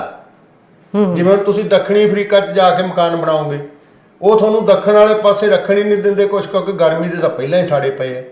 ਤੇ ਜੇ ਤੁਸੀਂ ਇੱਥੇ ਬਣਾਓਗੇ, ਕਹਿਣਗੇ ਦੱਖਣ ਵਾਲੇ ਪਾਸੇ ਜ਼ਿਆਦਾ ਰੱਖੋ ਕਿਉਂਕਿ ਇਧਰੋਂ ਧੁੱਪ ਜ਼ਿਆਦਾ ਪਊਗੀ, ਤੁਹਾਡੇ ਬਾਰ-ਬਾਰ ਨਹੀਂ ਇੱਧਰ ਜ਼ਿਆਦਾ ਰੱਖੋ। ਆਪਾਂ ਇੰਡੀਆ 'ਚ ਨਾਰਥ ਈਸਟ ਮਤਲਬ ਰੌਲਾ ਤਾਂ ਹੈ ਵੀ ਦਿਸ਼ਾਵਾਂ ਬਦਲਦੀਆਂ। ਇੱਕ ਤੁਹਾਨੂੰ ਹੋਰ ਦੱਸਾਂ, ਇਹਨਾਂ ਜਿਹੜੇ ਵਾਸਤੂ ਸ਼ਾਸਤਰ ਦੇ ਮਾਹਰ ਆ ਉਹਨਾਂ ਵਾਸਤੇ ਵੀ ਸਾਡਾ ਸਵਾਲ ਆ। 10 ਮਕਾਨਾਂ ਦੇ ਨਕਸ਼ੇ ਦੇਵਾਂਗੇ ਅਸੀਂ, 10 ਮਕਾਨਾਂ ਦੇ ਨਕਸ਼ੇ। ਉਹ ਮਕਾਨਾਂ ਦਾ ਨਕਸ਼ਾ ਦੇਖ ਕੇ ਦੱਸਣਾ ਵੀ ਕਿਹੜੇ ਦੇ ਕਰਜ਼ਾ ਜੁੰਮੇ ਆ, ਕਿਹੜੇ ਦੇ ਵਿੱਚ ਵਿਧਵਾ ਰਹਿੰਦੀ ਆ, ਕਿਹੜੇ ਦੇ ਵਿੱਚ ਕੀ ਨੁਕਸ ਹੈ ਵਾਸਤੂ ਸ਼ਾਸਤਰ ਦੇ ਮੁਤਾਬਕ ਦੱਸ ਦੇਣ। ਉਹਦੇ ਵਾਸਤੇ ਵੀ ਸਾਡਾ ਨਾਮ ਰੱਖਿਆ ਹੋਇਆ, ਕਿਉਂਕਿ ਹੋ ਹੀ ਨਹੀਂ ਸਕਦਾ ਕਦੇ ਵੀ। ਮਲਟੀ ਸਟੋਰੀ ਬਿਲਡਿੰਗ 'ਚ ਕੀ ਹੁੰਦਾ, ਜਿਹੜੀਆਂ ਪੈਂਦੀਆਂ ਉਹਦੇ 'ਚ ਇੱਕੋ ਪਾਸੇ ਬਾਥਰੂਮ ਹੁੰਦਾ, ਇੱਕੋ ਪਾਸੇ ਲੈਟਰਿਨ ਹੁੰਦੀ, ਇੱਕੋ ਪਾਸੇ ਬੈਡਰੂਮ ਹੁੰਦਾ, ਸਾਰੇ ਰਹਿੰਦੇ ਆ, ਉਹ ਸਾਰਿਆਂ ਦਾ ਮੂੰਹ ਇੱਕ ਪਾਸੇ ਨੂੰ।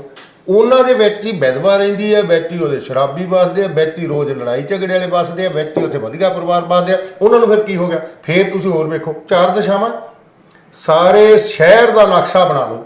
ਸਾਰੇ ਸ਼ਹਿਰ ਦੇ ਨਕਸ਼ੇ ਦੇ 1/4 ਦੇ ਮਕਾਨ ਉੱਤਰ ਵੱਲ ਨੂੰ ਹੋਣਗੇ, 1/4 ਦੇ ਦੱਖਣ ਵੱਲ ਨੂੰ ਹੋਣਗੇ, 1/4 ਦੇ ਪੱਛਮ ਵੱਲ ਨੂੰ ਹੋਣਗੇ, 1/4 ਦੇ ਪੂਰਬ ਵੱਲ ਨੂੰ। ਕਿਵੇਂ ਬਦਲੋਗੇ ਉਹਨਾਂ ਨੂੰ ਦੱਸੋ। ਜੇ ਪਲਾਨ ਸਿਟੀ ਆ, ਜੇ ਰੋਡ ਬਣੀ ਆ ਤੇ ਡਿਵੈਲਪਮੈਂਟ ਹੋਈ ਤੇ ਉਹਦੇ ਮੂੰਹ ਤੇ ਉਧਰ ਹੋਣਗੇ, ਉਹਦੇ ਉਲਟੇ ਪਾਸੇ ਤੇ ਘੁੰਮ ਕੇ ਆਉਣਗੇ, ਉਹ ਤੇ ਹੈ ਹੀ ਆ। ਉਹ ਤੇ ਬਿਲਕੁਲ ਤੁਹਾਡੀ ਗੱਲ ਸਹੀ ਆ। ਅੱਛਾ, ਇਹ ਜਿਹੜੇ ਵਸਤੂ ਸ਼ਾਸਤਰ ਵਾਲੇ ਆ ਲੋਕ, ਇਹ ਤੇ ਇਕੱਲੀਆਂ ਦਿਸ਼ਾਵਾਂ ਦੀ ਨਹੀਂ ਗੱਲ ਕਰਦੇ, ਉਹ ਇਹ ਵੀ ਸਵਾਲ ਕਈ ਵਾਰ ਕਰਦੇ ਆ ਕਿ ਤੁਹਾਡੇ ਪਾਣੀ ਵਾਲੀ ਟੈਂਕੀ ਕਿਹੜੇ ਪਾਸੇ ਬਣੀ? ਹਾਂ ਬਿਲਕੁਲ ਜੀ, ਬਿਲਕੁਲ। ਪਾਣੀ ਵਾਲੀ ਟੈਂਕੀ ਜੇ ਇਸ ਪਾਸੇ ਬਣੀ ਆ, ਤੁਹਾਡੇ ਘਰ 'ਚ ਕਲੇਸ਼ ਰਹੂਗਾ। ਜੇ ਪਾਣੀ ਵਾਲੀ ਟੈਂਕੀ ਦੂਜੇ ਪਾਸੇ ਆਈ ਹੈ ਤੁਹਾਡੇ ਘਰ ਨੂੰ ਅੱਗ ਲੱਗ ਸਕਦੀ ਆ। ਇਹਦੇ ਪਿੱਛੇ ਕੀ ਵਜ੍ਹਾ ਹੋ ਸਕਦੀ? ਪਹਿਲੀ ਗੱਲ ਤਾਂ ਵਾਸਤੂ ਸ਼ਾਸਤਰ ਵੇਲੇ ਜਿਹੜੇ ਵੇਲੇ ਜਨਮਿਆ ਉਦੋਂ ਤਾਂ ਪਾਣੀ ਦੀਆਂ ਟੈਂਕੀਆਂ ਨਹੀਂ ਸੀ ਹੁੰਦੀਆਂ। ਉਦੋਂ ਤਾਂ ਉਹ ਕਹਿੰਦੇ ਸੀ ਵੀ ਨੀਵੇਂ ਥਾਂ ਤੇ ਨਹੀਂ ਤੁਹਾਡਾ ਮਕਾਨ ਹੋਣਾ ਚਾਹੀਦਾ, ਵੀ ਤੁਹਾਡੇ ਵਿਹੜੇ 'ਚ ਆ ਕੇ ਪਾਣੀ ਖੜ ਜੇ। ਉਹਨੇ ਤਾਂ ਪਰੰਪਰਾ ਇਹ ਸੀ ਵੀ ਤੁਹਾਡੇ ਪਾਣੀ ਵਿਹੜੇ 'ਚ ਨਹੀਂ ਆ ਕੇ ਖੜਨਾ ਚਾਹੀਦਾ, ਵੀ ਉੱਚੇ ਤਾਂ ਪਾਉਣਾ ਚਾਹੀਦਾ। ਉਦੋਂ ਤਾਂ ਇਹਨਾਂ ਦੀ ਹੈ ਹੀ। ਇਹ ਤਾਂ ਰੌਲਾ ਇਹ ਹੈ ਵੀ ਜਦੋਂ ਜਿਉਂ-ਜਿਉਂ ਸਾਡਾ ਸਮਾਜ ਵਿਕਾਸ ਕਰਦਾ, ਜਿਉਂ-ਜਿਉਂ ਸਮਾਜ ਦੇ ਸੰਦ ਵਿਕਾਸ ਕਰਦੇ ਆ, ਉਹਨਾਂ ਸੰਦਾਂ ਨੂੰ ਇਸ ਵਿਗਿਆਨਕ ਵਿਚਾਰਧਾਰਾ ਨੇ ਆਪਦੇ ਲਪੇਟੇ 'ਚ ਲਿਆ ਕੇ ਸਾਡੇ ਪਰਜੀਵੀਆਂ ਨੇ ਜੀਵ ਨੂੰ ਚੁੰਬੜਨਾ ਹੀ ਚੁੰਬੜਨਾ ਹੈ। ਉਹ ਕੋਈ ਢੰਗ ਅਪਣਾਉਣ। ਉਹਨਾਂ ਨੇ ਬੋਰ ਦੀ ਵੀ ਕੱਲ ਬੋਰ ਤਾਂ ਹੁੰਦਾ ਨਹੀਂ ਸੀ, ਹੁਣ ਹੋਣ ਲੱਗੇ। ਮਤਲਬ ਜਦੋਂ ਦੇ ਵਾਸਤੂ ਸ਼ਾਸਤਰ ਦੇ ਪਤਾਮਾਂ ਦੀ ਜਾਂ ਤਾਂ ਉਹਦੇ ਤੇ ਖੜੇ ਰਹੋ। ਜਿਵੇਂ ਹੁਣ ਜੋਤਿਸ਼ ਸੀ, ਜੋਤਿਸ਼ ਪਹਿਲੇ 6 ਗ੍ਰਹਿਆਂ ਦੀ ਗੱਲ ਕਰਦਾ ਸੀ, ਜਿਹੜੇ 6 ਗ੍ਰਹਿ ਉਹਦੇ 'ਚ ਵੀ ਇਹ ਚੰਦ ਸੂਰਜ ਵਿੱਚ ਸ਼ਾਮਲ ਕਰੀ ਫਿਰਦੇ ਸੀ, ਜਿਹੜੇ ਨੰਗੀ ਅੱਖ ਨਾਲ ਦਿਖਦੇ ਸੀ। ਜਦੋਂ ਗੈਲੀਲੀਓ ਨੇ ਹੋਰ ਲੱਭਤੇ, ਇਹਨਾਂ ਨੇ ਹੋਰ ਸ਼ਾਮਲ ਕਰ ਲਏ। ਜਦੋਂ ਪਲੂਟੋ ਲੱਭਿਆ, ਇਹਨਾਂ ਨੇ ਪਲੂਟੋ ਸ਼ਾਮਲ ਕਰ ਲਿਆ। ਜਦੋਂ ਇਹਨਾਂ ਨੂੰ ਯੂਰੇਨਸ ਲੱਭਿਆ, ਇਹਨਾਂ ਨੇ ਯੂਰੇਨਸ ਸ਼ਾਮਲ ਕਰ ਲਿਆ। ਨਾਲ ਦੀ ਨਾਲ ਗ੍ਰਹਿਆਂ ਨੂੰ ਸ਼ਾਮਲ ਕਰਦੇ ਗਏ ਆ ਜਿਉਂ-ਜਿਉਂ ਲੱਭਦਾ ਗਿਆ ਵਿਗਿਆਨ। ਇਹਨਾਂ ਨੂੰ ਤਾਂ ਉਹਨਾਂ ਦਾ ਪਤਾ ਇਹ ਤਾਂ ਅੱਜ ਵੀ ਲੱਭ ਰਹੇ ਆ ਜੀ ਨਵੇਂ। ਇਹਨਾਂ ਦਾ ਪਤਾ ਹੀ ਨਹੀਂ ਸੀ, ਇਹਨਾਂ ਦਾ ਪਤਾ ਹੀ ਨਹੀਂ ਸੀ ਇਹਨੂੰ। ਜੇਕਰ ਜੋਤਿਸ਼ ਏਡੇ ਮਾਹਰ ਸੀ, ਉਹ ਏਡੇ ਵਿਗਿਆਨੀ ਸੀ, ਤੇ ਉਹਨਾਂ ਨੂੰ ਉਹਨਾਂ ਗ੍ਰਹਿਆਂ ਦਾ ਪਹਿਲਾਂ ਕਾਹਤੋਂ ਪਤਾ ਲੱਗ ਗਿਆ ਜਿਹੜੇ ਉਹਦੀ ਦੂਰਬੀਨ ਨੇ ਲੱਭੇ। ਅੱਛਾ, ਇੱਕ ਚੀਜ਼ ਮੈਂ ਤੁਹਾਡੇ ਕੋਲ ਲਾਸਟ ਪੁੱਛ ਲੈਣਾ। ਵੈਸੇ ਦੁਨੀਆ 'ਚ ਕੋਈ ਕਿਤੇ ਵੀ ਵਸਦਾ ਹੈ, ਚਾਹੇ ਇਹਨਾਂ ਮੁਲਕਾਂ ਦੀ ਅਸੀਂ ਗੱਲ ਕਰ ਲਈਏ ਜਿੱਥੇ ਕਿਸੇ ਕ੍ਰਿਸਚੈਨਿਟੀ ਦਾ ਪ੍ਰਭਾਵ ਆ, ਕਿਤੇ ਇਸਲਾਮ ਦਾ ਵਾ, ਕਿਤੇ ਸਿੱਖੀਜ਼ਮ ਦਾ, ਕਿਤੇ ਹਿੰਦੂਇਜ਼ਮ ਦਾ ਆ, ਉਹਨਾਂ ਸਾਰਿਆਂ ਲੋਕਾਂ ਨੂੰ ਨਾਸਤਿਕ ਤੇ ਨਹੀਂ ਬਣਾਇਆ ਜਾ ਸਕਦਾ। ਵੱਧ ਰਿਹਾ ਨਾਸਤਿਕਤਾ ਦਾ ਜ਼ੋਰ। ਅਸੀਂ ਵੇਖਦੇ ਹਾਂ ਆਸਟ੍ਰੇਲੀਆ 'ਚ ਅੰਕੜੇ ਵੇਖਦੇ ਹਾਂ, ਦੂਜੇ ਥਾਂ ਵੇਖਦੇ ਹਾਂ 38% ਹੋ ਗਏ, ਉੱਥੇ ਹੋ ਗਏ। ਫਿਲਹਾਲ ਆਉਣ ਵਾਲੀ 1 ਸਦੀ 2 ਸਦੀਆਂ ਤੱਕ ਤੇ ਇਸ ਵਰਤਾਰੇ ਤੋਂ ਸ਼ਾਇਦ ਛੁਟਕਾਰਾ ਨਾ ਮਿਲੇ ਮਨੁੱਖਤਾ ਨੂੰ। ਤੁਹਾਨੂੰ ਲੱਗਦਾ ਹੈ ਕਿ ਜਿਹੜੇ ਲੋਕ ਧਰਮ ਨੂੰ ਵੀ ਮੰਨਦੇ ਆ, ਧਾਰਮਿਕ ਰੋਹ ਰੀਤਾਂ 'ਚ ਵੀ ਵਿਸ਼ਵਾਸ ਰੱਖਦੇ ਆ, ਉਹ ਹੌਲੀ ਹੌਲੀ ਤਰਕਸ਼ੀਲਤਾ ਵਾਲੇ ਪਾਸੇ ਨੂੰ ਕਿੱਦਾਂ ਆ ਸਕਦੇ ਆ? ਉਹ ਜਿਲਣ ਤੋਂ ਨਿਕਲਣ ਕਿੱਦਾਂ? ਉਹਨਾਂ ਦਾ ਕੋਈ ਰਾਹ ਹੈਗਾ? ਅਸਲ 'ਚ ਨਾ ਤੁਸੀਂ ਸਦੀਆਂ 2 ਸਦੀਆਂ ਦੀ ਗੱਲ ਨਾ ਕਰੋ, ਹੁਣ ਤੁਸੀਂ ਦਹਾਕੇ 2 ਦਹਾਕਿਆਂ ਦੀ ਗੱਲ ਕਰੋ। ਦਹਾਕੇ 2 ਦਹਾਕਿਆਂ 'ਚ ਇਹਨਾਂ ਦੀਆਂ ਬਾਹਾਂ ਖੜੀਆਂ ਹੋ ਜਾਣਗੀਆਂ। ਬਾਹਾਂ ਕਿਉਂ? ਕਿਉਂਕਿ ਸਾਡਾ ਇੱਕ ਪੀੜ੍ਹੀ ਵਰਗ ਹੈ ਇਸ ਵੇਲੇ ਜਿਹੜਾ, ਜਿਵੇਂ ਮੇਰੀ ਉਮਰ 60 ਸਾਲ ਦੀ ਹੋਈ ਵੀ ਹੈ ਨਾ, ਜਿਹੜੀਆਂ ਦਾਦੀਆਂ ਨਾਨੀਆਂ ਨੇ ਸਟੋਰੀਆਂ ਮੈਨੂੰ ਸੁਣਾਈਆਂ ਹੈ, ਜਿਹੜੀਆਂ ਸਾਡੇ ਨਵੇਂ ਬੱਚਿਆਂ ਨੇ ਕਾਲਜਾਂ ਦੇ ਵਿੱਚ ਦਾਖਲ ਹੋ ਕੇ ਜਾਂ ਵਿਦੇਸ਼ਾਂ ਦੇ ਵਿੱਚ ਆ ਕੇ ਜਾਂ ਇੱਥੋਂ ਦੇ ਰਹਿਣ ਸਹਿਣ ਨੂੰ ਦੇਖ ਕੇ ਅਮਲ 'ਚੋਂ ਸਿੱਖੀਆਂ, ਉਹ ਅਮਲ ਵਾਲੀਆਂ ਸਿੱਖੀਆਂ ਹੋਈਆਂ ਸਾਰੀਆਂ ਗੱਲਾਂ ਇਹਨਾਂ ਦਾ ਗਲ ਫੜਦੀਆਂ। ਹੁਣ ਤੁਸੀਂ ਕਦੇ ਸੋਸ਼ਲ ਨੈਟਵਰਕ 'ਤੇ ਆਪਾਂ ਜਦੋਂ ਜਾ ਕੇ ਵੇਖਦੇ ਇਹਨਾਂ ਦਾ ਗਲ ਫੜਦਾ। ਹਰੇਕ ਜੇ ਕੋਈ ਭਵਿੱਖਬਾਣੀ ਕਰਦਾ ਉਹਦਾ ਗਲ ਵੀ ਫੜ ਲੈਂਦੇ ਆ। ਆ ਫਲਾਨੀ ਭਵਿੱਖਬਾਣੀ ਤੁਸੀਂ ਕੀਤੀ ਸੀ ਝੂਠੀ ਆ, ਫਲਾਨੀ ਕੀਤੀ ਸੀ, ਕਿਉਂਕਿ ਹੁਣ ਅੰਕੜੇ ਉਦੋਂ ਚੱਲੀ ਤੇ ਜਾਂਦਾ ਸਰ। ਜਿਹੜਾ ਲੇਟੈਸਟ ਸਾਧਨ ਆ ਗਏ ਸਾਡੇ ਕੋਲ, ਟੀਵੀ ਆ ਗਿਆ, ਉੱਤੇ ਵੀ ਉਹ ਕੁਝ ਚੱਲੀ ਜਾ ਰਿਹਾ। ਤੁਸੀਂ ਰੋਕ ਨਹੀਂ ਇਹਨੂੰ ਸਕਦੇ, ਫਿਲਹਾਲ ਨਹੀਂ ਰੋਕ ਸਕਦੇ। ਪਰ ਇਹਦਾ ਹੁਣ ਜਿਹੜਾ ਅੰਕੜਾ ਸੰਸਾਰ ਦਾ ਇਸ ਵੇਲੇ ਅੰਕੜਾ ਕੀ ਹੈ? 33% ਈਸਾਈ ਹੈ, 21% ਮੁਸਲਮਾਨ ਆ। ਸਾਰੇ ਸੰਸਾਰ ਦੀ ਗੱਲ ਕਰਾਂ 2011 ਦੇ ਅੰਕੜੇ ਦੀ, ਕਿਉਂਕਿ 2011 'ਚ ਮਰਦਮਸ਼ੁਮਾਰੀ ਹੋਈ ਹੈ, 2021 'ਚ ਹੋਈ ਨਹੀਂ ਉਹ ਕਰੋਨਾ ਕਰਕੇ। 33% ਈਸਾਈ, 21% ਮੁਸਲਮਾਨ, 16% ਨਾਨ ਰਿਲੀਜੀਅਸ, 14% ਹਿੰਦੂ, 6% ਚੈਨੀ ਬੋਧੀ ਟ੍ਰੈਡੀਸ਼ਨਲ, 6% ਹੈਗੇ ਆ ਉਹਦੇ 'ਚ ਆਪਣੇ ਇੱਕ ਹੋਰ ਅਦਰਸ, ਤੇ 0.36% ਸਿੱਖ। ਸਾਰੇ ਸੰਸਾਰ ਜਿਹੜਾ ਇਹਦੇ 16% ਵਾਲਾ ਅੰਕੜਾ ਵੱਧ ਉਹੀ ਰਿਹਾ। ਜੇ 2021 ਦੀ ਮਰਦਮਸ਼ੁਮਾਰੀ ਹੁੰਦੀ ਤਾਂ ਲਾਜ਼ਮੀ ਆ ਵੀ ਜਿਹੜਾ ਮੁਸਲਮਾਨ 21% ਆ, 16% ਨਾਨ ਰਿਲੀਜੀਅਸ ਨੇ 21% ਦੇ ਅੱਗੇ ਲੰਘ ਜਾਣਾ ਸੀ। ਤੁਸੀਂ ਵੇਖੋ ਗੋਰੇ ਸਮਾਜ ਦੀ ਗੱਲ ਵੇਖੋ, ਗੋਰਾ ਸਮਾਜ ਹੈ ਜਿਹੜਾ ਉਹ ਚਰਚ 'ਚ ਕਿੰਨਾ ਕੁ ਜਾਂਦਾ ਨਹੀਂ ਨਾ ਚਰਚ, ਕਿਉਂਕਿ ਉਹਨਾਂ ਦਾ ਵੀ ਅਸਲ ਆਸਥਾ ਤਾਂ ਹੈ ਨਾ ਕਿਤੇ, ਪਰ ਰਵਾਇਤਾਂ ਨੂੰ ਉਹਨਾਂ ਨੇ ਸਮਝ ਲਿਆ ਸਰ। ਰਵਾਇਤਾਂ ਨੂੰ ਤਾਂ ਮੰਨੀ ਜਾਂਦੇ ਆ ਨਾ। ਅੱਜ ਅਸੀਂ ਦੇਖਦੇ ਆ ਭੂਤਾਂ ਵਾਲਾ ਦਿਨ ਵੀ ਉਹ ਮਨਾਈ ਜਾਂਦੇ ਆ, ਉਹ ਸਾਰਾ ਕੁਝ ਕਰੀ ਜਾਂਦੇ ਆ ਨਾ। ਉਹ ਚੀਜ਼ਾਂ ਫਾਨੀ ਮਨਾਉਂਦੇ ਆ, ਜੇਬ ਨਹੀਂ ਲਟਾਉਂਦੇ। ਫਨ ਨਹੀਂ ਲਟਾਉਂਦੇ ਜੀ, ਬਿਲਕੁਲ। ਸਾਡੇ ਵਾਲੇ ਜੇਬ ਲਟਾਉਂਦੇ ਆ, ਉਹ ਫਨ ਮਨਾਉਂਦੇ। ਇਹ ਤੇ ਗੱਲ ਤੁਹਾਡੀ ਨਾਲ ਮੈਂ ਸਹਿਮਤ ਹੋ ਸਕਦਾ। ਸੋ ਤੁਸੀਂ ਸਾਡੇ ਦਰਸ਼ਕਾਂ ਨੂੰ ਕੋਈ ਸੁਨੇਹਾ ਦੇਣਾ ਚਾਹੋ ਤੇ ਲਾਸਟ ਸਮਾਂ ਹੋ ਗਿਆ ਆਪਣੇ ਕੋਲ, ਕਾਫੀ ਸਾਰਾ ਦੂਜੇ ਦੋਸਤਾਂ ਨੂੰ ਵੀ ਲੈਣਾ। ਦੇਖੋ ਜੀ, ਮਤਲਬ ਤਰਕਸ਼ੀਲਤਾ ਦਾ ਮੈਂ ਵੈਸੇ ਇੱਕ ਸਵਾਲ ਤੇ ਹੈਗਾ ਮੇਰੇ ਮਨ 'ਚ। ਜਦੋਂ ਤਰਕਸ਼ੀਲਤਾ ਦੀ ਗੱਲ ਆਉਂਦੀ ਆ ਤੇ ਉਦੋਂ ਧਰਮ ਨੂੰ ਬਿਲਕੁਲ ਰੱਦ ਕਰ ਦਿੰਦੇ ਆਪਾਂ, ਹਨਾ। ਮੈਂ ਉਹ ਤਾਂ ਹੀ ਇਹ ਸਵਾਲ ਕੀਤਾ ਸੀ ਕਿ ਜਿਹੜੇ ਬੰਦੇ ਅੱਜ ਵੀ ਧਰਮ ਨੂੰ ਮੰਨਦੇ, ਕੀ ਉਹ ਤਰਕਸ਼ੀਲਤਾ ਲਹਿਰ ਦਾ ਹਿੱਸਾ ਬਣ ਸਕਦੇ ਕਿ ਨਹੀਂ? ਤੇ ਕੀ ਧਰਮ ਤੇ ਤਰਕਸ਼ੀਲਤਾ ਜਾਂ ਧਰਮ ਤੇ ਜਿਹੜਾ ਮਾਰਕਸਿਜ਼ਮ ਆ, ਇਹਨਾਂ ਦੀਆਂ ਦਿਸ਼ਾਵਾਂ ਹਮੇਸ਼ਾ ਇਦਾਂ ਹੀ ਰਹਿਣਗੀਆਂ ਉਲਟ ਪੁਲਟੀ, ਕਿ ਕਦੀ ਮਿਲਣਗੀਆਂ ਵੀ ਕਿਤੇ ਜਾ ਕੇ? ਅਸਲ 'ਚ ਤਾਂ ਦਰਸ਼ਕਾਂ ਨੂੰ ਇਹ ਗੱਲ ਸਮਝਣੀ ਪਊਗੀ ਵੀ ਦੁਨੀਆ ਦਾ ਕੋਈ ਵੀ ਬੰਦਾ ਰੱਬ ਨੂੰ ਨਹੀਂ ਮੰਨਦਾ। ਦੁਨੀਆ ਦਾ ਉਹ ਵੀ ਨਹੀਂ ਮੰਨਦੇ ਦਰਸ਼ਕ ਆਪਦੇ ਅੰਨੀ ਉਂਗਲ ਕਰਕੇ ਵੇਖ ਲੈ। ਜਿਹੜੀ ਮੈਂ ਗੱਲ ਹੁਣ ਪੁੱਛਣ ਲੱਗਾ ਉਂਗਲ ਕਰ ਲੈਣ। ਜੇਕਰ ਅਸੀਂ ਰੱਬ ਨੂੰ ਮੰਨਦੇ ਹਾਂ, ਕਿਸੇ ਗੰਮੀ ਪਾਵਰ ਨੂੰ ਮੰਨਦੇ ਹਾਂ, ਸ਼ਕਤੀ ਨੂੰ ਮੰਨਦੇ ਹਾਂ, ਤਾਂ ਸਾਨੂੰ ਮੰਨਣਾ ਪਊਵੇ, ਉਹਦੇ ਬਿਨਾਂ ਪਤਾ ਨਹੀਂ ਹਿਲਦਾ। ਪਰ ਅਸੀਂ ਇੱਥੇ ਬੱਚੇ 2 ਪੈਦਾ ਕਰਨੇ ਆ ਕਿ 1 ਪੈਦਾ ਕਰਨਾ ਸਾਡੇ ਹੱਥ 'ਚ ਹੈ। ਇਹ ਕਿਸੇ ਗੰਮੀ ਤਾਕਤ ਨੇ ਨਹੀਂ ਲਿਖਿਆ। ਅਸੀਂ 8 ਭੈਣ ਭਰਾ, ਸਾਡੇ 4 ਦੇ 8 ਹੈ। ਮਤਲਬ ਕੀ ਹੈ, ਚੀਨ ਦੇ ਵਿੱਚ 1 ਹੀ ਸੀ ਕਾਨੂੰਨ ਤੌਰ ਤੇ, ਉਹਨਾਂ ਨੇ ਵਾਅਦਾ ਬਣਾਤੀ ਵੀ 1 ਤੋਂ ਵੱਧ ਬੱਚਾ ਹੀ ਨਹੀਂ ਪੈਦਾ ਕਰਨਾ। ਗੋਰੀਆਂ ਕੌਮਾਂ ਬੱਚੇ ਪੈਦਾ ਕਰਨੋਂ ਹੀ ਹਟ ਗਈਆਂ, ਇਨਕਾਰੀ ਹੋ ਚਲੀਆਂ। ਇਹਦਾ ਮਤਲਬ ਹੈ ਵੀ ਕੋਈ ਅਗੰਮੀ ਸ਼ਕਤ ਨਹੀਂ ਲਿਖਦੀ। ਅਸੀਂ ਜਦੋਂ ਬੱਚਾ ਮੰਗਣਾ ਹੁੰਦਾ, ਜਦੋਂ ਸਾਨੂੰ ਲੋੜ ਹੁੰਦੀ ਆ, ਅਸੀਂ ਰੱਬ ਘਰ ਜਾਂਦੇ ਹਾਂ। ਜਦੋਂ ਸਾਨੂੰ ਲੋੜ ਨਹੀਂ ਹੁੰਦੀ, ਅਸੀਂ ਕਦੇ ਉੱਥੇ ਨਹੀਂ ਜਾਂਦੇ। ਜੇ ਸਾਡੀ ਆਸਥਾ, ਜੇ ਸਾਡਾ ਭਗਵਾਨ ਸਾਡੇ ਉਹਦੇ ਕਹੇ ਬਿਨਾਂ ਪਤਾ ਨਹੀਂ ਹਿਲਦਾ, ਫਿਰ ਸਾਨੂੰ ਮੰਗਣ ਵੇਲੇ ਵੀ ਉੱਥੇ ਜਾਣਾ ਚਾਹੀਦਾ ਤੇ ਬੰਦ ਕਰਨ ਵੇਲੇ ਵੀ ਉੱਥੇ ਜਾਣਾ ਚਾਹੀਦਾ। ਬੰਦ ਕਰਨ ਵੇਲੇ ਅਸੀਂ ਹਸਪਤਾਲ ਜਾਂਦੇ, ਮੰਗਣ ਵੇਲੇ ਅਸੀਂ ਉੱਠ ਕੇ ਜਾਂਦੇ। ਅੱਛਾ, ਇੱਕ ਬੇਨਤੀ ਆ ਬਈ ਦਰਸ਼ਕਾਂ ਨੂੰ ਖਾਸ ਕਰਕੇ ਵੀ, ਇੱਕ ਤਾਂ 2 ਕਿਤਾਬਾਂ ਤੇਜ ਦੇ ਪੁਰਸ਼ ਅਰਗੇ, ਦੇਵਦਾਸ ਤੇ ਰੂਹਾਂ, ਜੇਕਰ ਤੁਸੀਂ ਘਰੇ ਰੱਖ ਲਓ, ਪੜ੍ਹ ਲਓ, ਤਾਂ ਮੈਂ ਸ਼ਰਤ ਲਾਉਣਾ ਵੀ ਇਹਨਾਂ 'ਚੋਂ ਅੱਧੀਆਂ ਬਿਮਾਰੀਆਂ ਪਾਉਣੀਆਂ ਬਿਮਾਰੀਆਂ ਤਾਂ ਆਪਦੇ ਆਪ ਹੀ ਤੁਹਾਡੀਆਂ ਹਟ ਜਾਣਗੀਆਂ, ਜਿਹੜੀਆਂ ਬਿਮਾਰੀਆਂ ਦੀ ਅੱਜ ਆਪਾਂ ਗੱਲ ਕੀਤੀ ਹੈ। ਇੱਕ ਤਰਕਸ਼ੀਲ ਟੀਵੀ, ਸਾਡਾ ਤਰਕਸ਼ੀਲ ਟੀਵੀ ਇਹਦੇ ਤੇ ਪਿਆ YouTube ਤੇ, ਉਹਦੇ 'ਚ ਵੱਖਰੇ ਵੱਖਰੇ ਕੇਸ ਅਸੀਂ ਹੱਲ ਕਿਵੇਂ ਕਰਦੇ ਉਹ ਪਿਆ। ਇੱਕ ਮੈਂ ਸੁਰਜੀਤ ਦੌਗਰ ਨਾਮ ਦਾ ਵੀ ਆਪਦਾ ਚੈਨਲ ਬਣਾਇਆ ਹੋਇਆ YouTube ਚੈਨਲ, ਉਹਦੇ ਤੇ ਜੋਤਿਸ਼ ਕਿਵੇਂ ਕਰਦਾ ਕੰਮ, ਉਹਦਾ ਸਾਰੇ ਨਕਸ਼ੇ ਬਣਾ ਕੇ ਸਮਝਾਇਆ ਹੋਇਆ। ਕਿਸੇ ਸਾਥੀ ਨੇ ਉਹਦੇ ਬਾਰੇ ਡਿਟੇਲ 'ਚ ਜਾਣਕਾਰੀ ਲੈਣੀ ਹੈ ਤਾਂ ਉਹ ਇਹਨਾਂ ਦੋਵਾਂ ਮਤਲਬ ਟੀਵੀ ਚੈਨਲਾਂ ਤੇ ਜਾ ਕੇ, ਜਾਂ ਇਹ ਕਿਤਾਬਾਂ ਪੜ੍ਹ ਕੇ, ਤੇ ਜਾਂ ਜਿਵੇਂ ਅੱਜ ਆਪਾਂ ਵਿਚਾਰ ਚਰਚਾ ਕੀਤੀ ਹੈ, ਇਹੋ ਜਿਹੇ ਜਿਹੜੇ ਅਗਾਂਹ ਵਧੂ ਸਾਡੇ ਸਾਥੀ ਆ, ਇਹਨਾਂ ਦੇ ਚੈਨਲ ਨੂੰ ਵੱਧ ਤੋਂ ਵੱਧ ਸਬਸਕ੍ਰਾਈਬ ਕਰਿਆ ਕਰੋ, ਲੋਕਾਂ ਤੱਕ ਵੱਧ ਤੋਂ ਵੱਧ ਜਾਵੇ, ਤੇ ਨਾਲ ਦੀ ਨਾਲ ਹੀ ਇਹਨਾਂ ਵਿਚਾਰਾਂ ਨੂੰ ਸੁਣਨ ਵਾਸਤੇ ਮਤਲਬ ਜਿਵੇਂ ਕਹਿ ਦਈਏ ਵੀ ਕੰਨ ਖੋਲ ਕੇ ਅਸੀਂ ਸੁਣੀਏ, ਵੀ ਜਿਹੜਾ ਕੁਝ ਕਿਹਾ ਉਹਨੂੰ ਪਰਖੀਏ ਵੀ ਤੇ ਮੰਨੀਏ। ਬਹੁਤ ਬਹੁਤ ਸ਼ੁਕਰੀਆ ਦੋਦਰ ਸਾਹਿਬ, ਬਹੁਤ ਵਧੀਆ ਤੁਸੀਂ ਕੰਮ ਦੀਆਂ ਗੱਲਾਂ ਦੱਸੀਆਂ। ਸਾਨੂੰ ਉਮੀਦ ਹੈ ਕਿ ਸਾਡੇ ਦਰਸ਼ਕ ਜ਼ਰੂਰ ਇਹਨਾਂ ਤੋਂ ਕੋਈ ਨਾ ਕੋਈ ਫਾਇਦਾ ਉਠਾਉਣਗੇ, ਔਰ ਜਿਹੜੀ ਇਹ ਤਰਕਸ਼ੀਲਤਾ ਦੀ ਲਹਿਰ ਆ, ਇਹਦੇ ਨਾਲ ਜੁੜ ਕੇ ਆਪਣਾ ਜਿਹੜਾ ਜੀਵਨ ਹੈ ਉਹਨੂੰ ਸਹੀ ਢੰਗ ਨਾਲ ਜੀਉਣ ਵਾਲੇ ਪਾਸੇ ਜਾਣਗੇ। ਬਾਕੀ ਚੀਜ਼ਾਂ ਜਿਹੜੀਆਂ ਆਪਾਂ ਦੇਖ ਰਹੇ ਹਾਂ, ਜਿੱਦਾਂ ਇਹਨਾਂ ਸਾਨੂੰ ਵਿਸਤਾਰ 'ਚ ਦੱਸਿਆ ਕਿ ਉਹ ਸਾਨੂੰ ਬਸ ਭੰਬਲ ਭੂਸੇ 'ਚ ਪਾਉਣ ਵਾਲੀਆਂ। ਮੇਰੇ ਦੋਸਤ ਸੁਸ਼ੀਲ ਦਰੀ ਕਦੀ ਇੱਕ ਸ਼ੇਅਰ ਪੜ੍ਹਦੇ ਹੁੰਦੇ, ਅਮਰੀਕਾ 'ਚ ਨੇ ਕੋਈ ਰਾਈਟਰ, ਉਹਨਾਂ ਦਾ ਲਿਖਿਆ, ਉਹ ਮੈਨੂੰ ਪੂਰਾ ਤਾਂ ਸ਼ਾਇਦ ਨਾ ਯਾਦ ਹੋਵੇ। ਉਹ ਕਹਿੰਦੇ ਹੁੰਦੇ, ਰਜਾ ਵਿੱਚ ਲੋਕ ਜੋ ਰਹਿੰਦੇ ਉਹਨਾਂ ਦੇ ਸਿਰ ਨਹੀਂ ਹੁੰਦੇ। ਉਹ ਕੁਝ ਹੋਰ ਵੀ ਅੱਗੇ ਪੜ੍ਹਦੇ ਆ। ਰਸੂਲ ਹਮਜ਼ਾ ਤੋਬ ਦੀ ਵੀ ਮੈਂ ਇੱਕ ਛੋਟੀ ਜਿਹੀ ਉਦਾਹਰਨ ਦੇ ਦਿਆਂ ਇੱਥੇ। ਰਸੂਲ ਹਮਜ਼ਾ ਤੋਬ ਦੇ ਕੋਈ ਪਿੰਡ ਦਾ ਬੰਦਾ, ਉਹਨੇ ਸਿਰ ਖੁੱਡ 'ਚ ਪਾ ਲਿਆ ਜਾ ਕੇ। ਉਹ ਕਹਿੰਦੇ ਵੀ ਜਾਨਵਰ ਹੈ ਇੱਥੇ ਕੋਈ ਖੁੱਡ 'ਚ, ਉਹਨੇ ਉਹਦੀ ਕਿਤਾਬ 'ਚ ਦਰਜ ਹੈ ਰਸੂਲ ਹਮਜ਼ਾ ਤੋਬ ਦੀ, ਮੇਰਾ ਦਾਗਿਸਤਾਨ। ਉਸ ਬੰਦੇ ਨੇ ਸਿਰ ਪਾ ਲਿਆ ਖੁੱਡ 'ਚ ਦੇਖਣ ਵਾਸਤੇ। ਉਹ ਜਾਨਵਰ ਉਹਦਾ ਸਿਰ ਲਾ ਕੇ ਲੈ ਗਿਆ। ਜਦੋਂ ਬੰਦਾ ਵਿੱਚੋਂ ਕੱਢਿਆ ਸਿਰ, ਉਹ ਜਾਨਵਰ ਲਾ ਕੇ ਲੈ ਗਿਆ, ਤੇ ਉਹਦੇ ਸਿਰ ਤੇ ਹੈਟ ਧਰਿਆ ਵਾ। ਜਦੋਂ ਰਸੂਲ ਹਮਜ਼ਾ ਤੋਬ ਪਹੁੰਚਿਆ, ਆਂਦੇ ਜੀ ਅਖੇ ਇਹਦਾ ਸਿਰ ਲੈ ਗਿਆ ਲਾ ਕੇ ਜਾਨਵਰ। ਉਹ ਯਾਰ ਸਿਰ ਤੇ ਸੀਗਾ, ਤੇ ਮੈਨੂੰ ਤਾਂ ਇਹ ਸ਼ੱਕ ਹੈ ਵੀ ਸਿਰ ਹੈ ਹੀ ਨਹੀਂ ਸੀ, ਪਹਿਲਾਂ ਹੀ ਸਿਰ ਹੁੰਦਾ ਤੇ ਵੜਦਾ ਗਿਆ ਖੁੱਡ 'ਚ। ਬਹੁਤ ਬਹੁਤ ਸ਼ੁਕਰੀਆ ਦੋਦਰ ਸਾਹਿਬ, ਬਹੁਤ ਵਧੀਆ ਗੱਲਾਂ ਕੀਤੀਆਂ, ਬਹੁਤ ਧੰਨਵਾਦ ਜੀ, ਮਿਹਰਬਾਨੀ। ਕਦੇ ਹਰਾ ਇਨਕਲਾਬ, ਕਦੇ ਚਿੱਟਾ ਇਨਕਲਾਬ, ਕਦੀ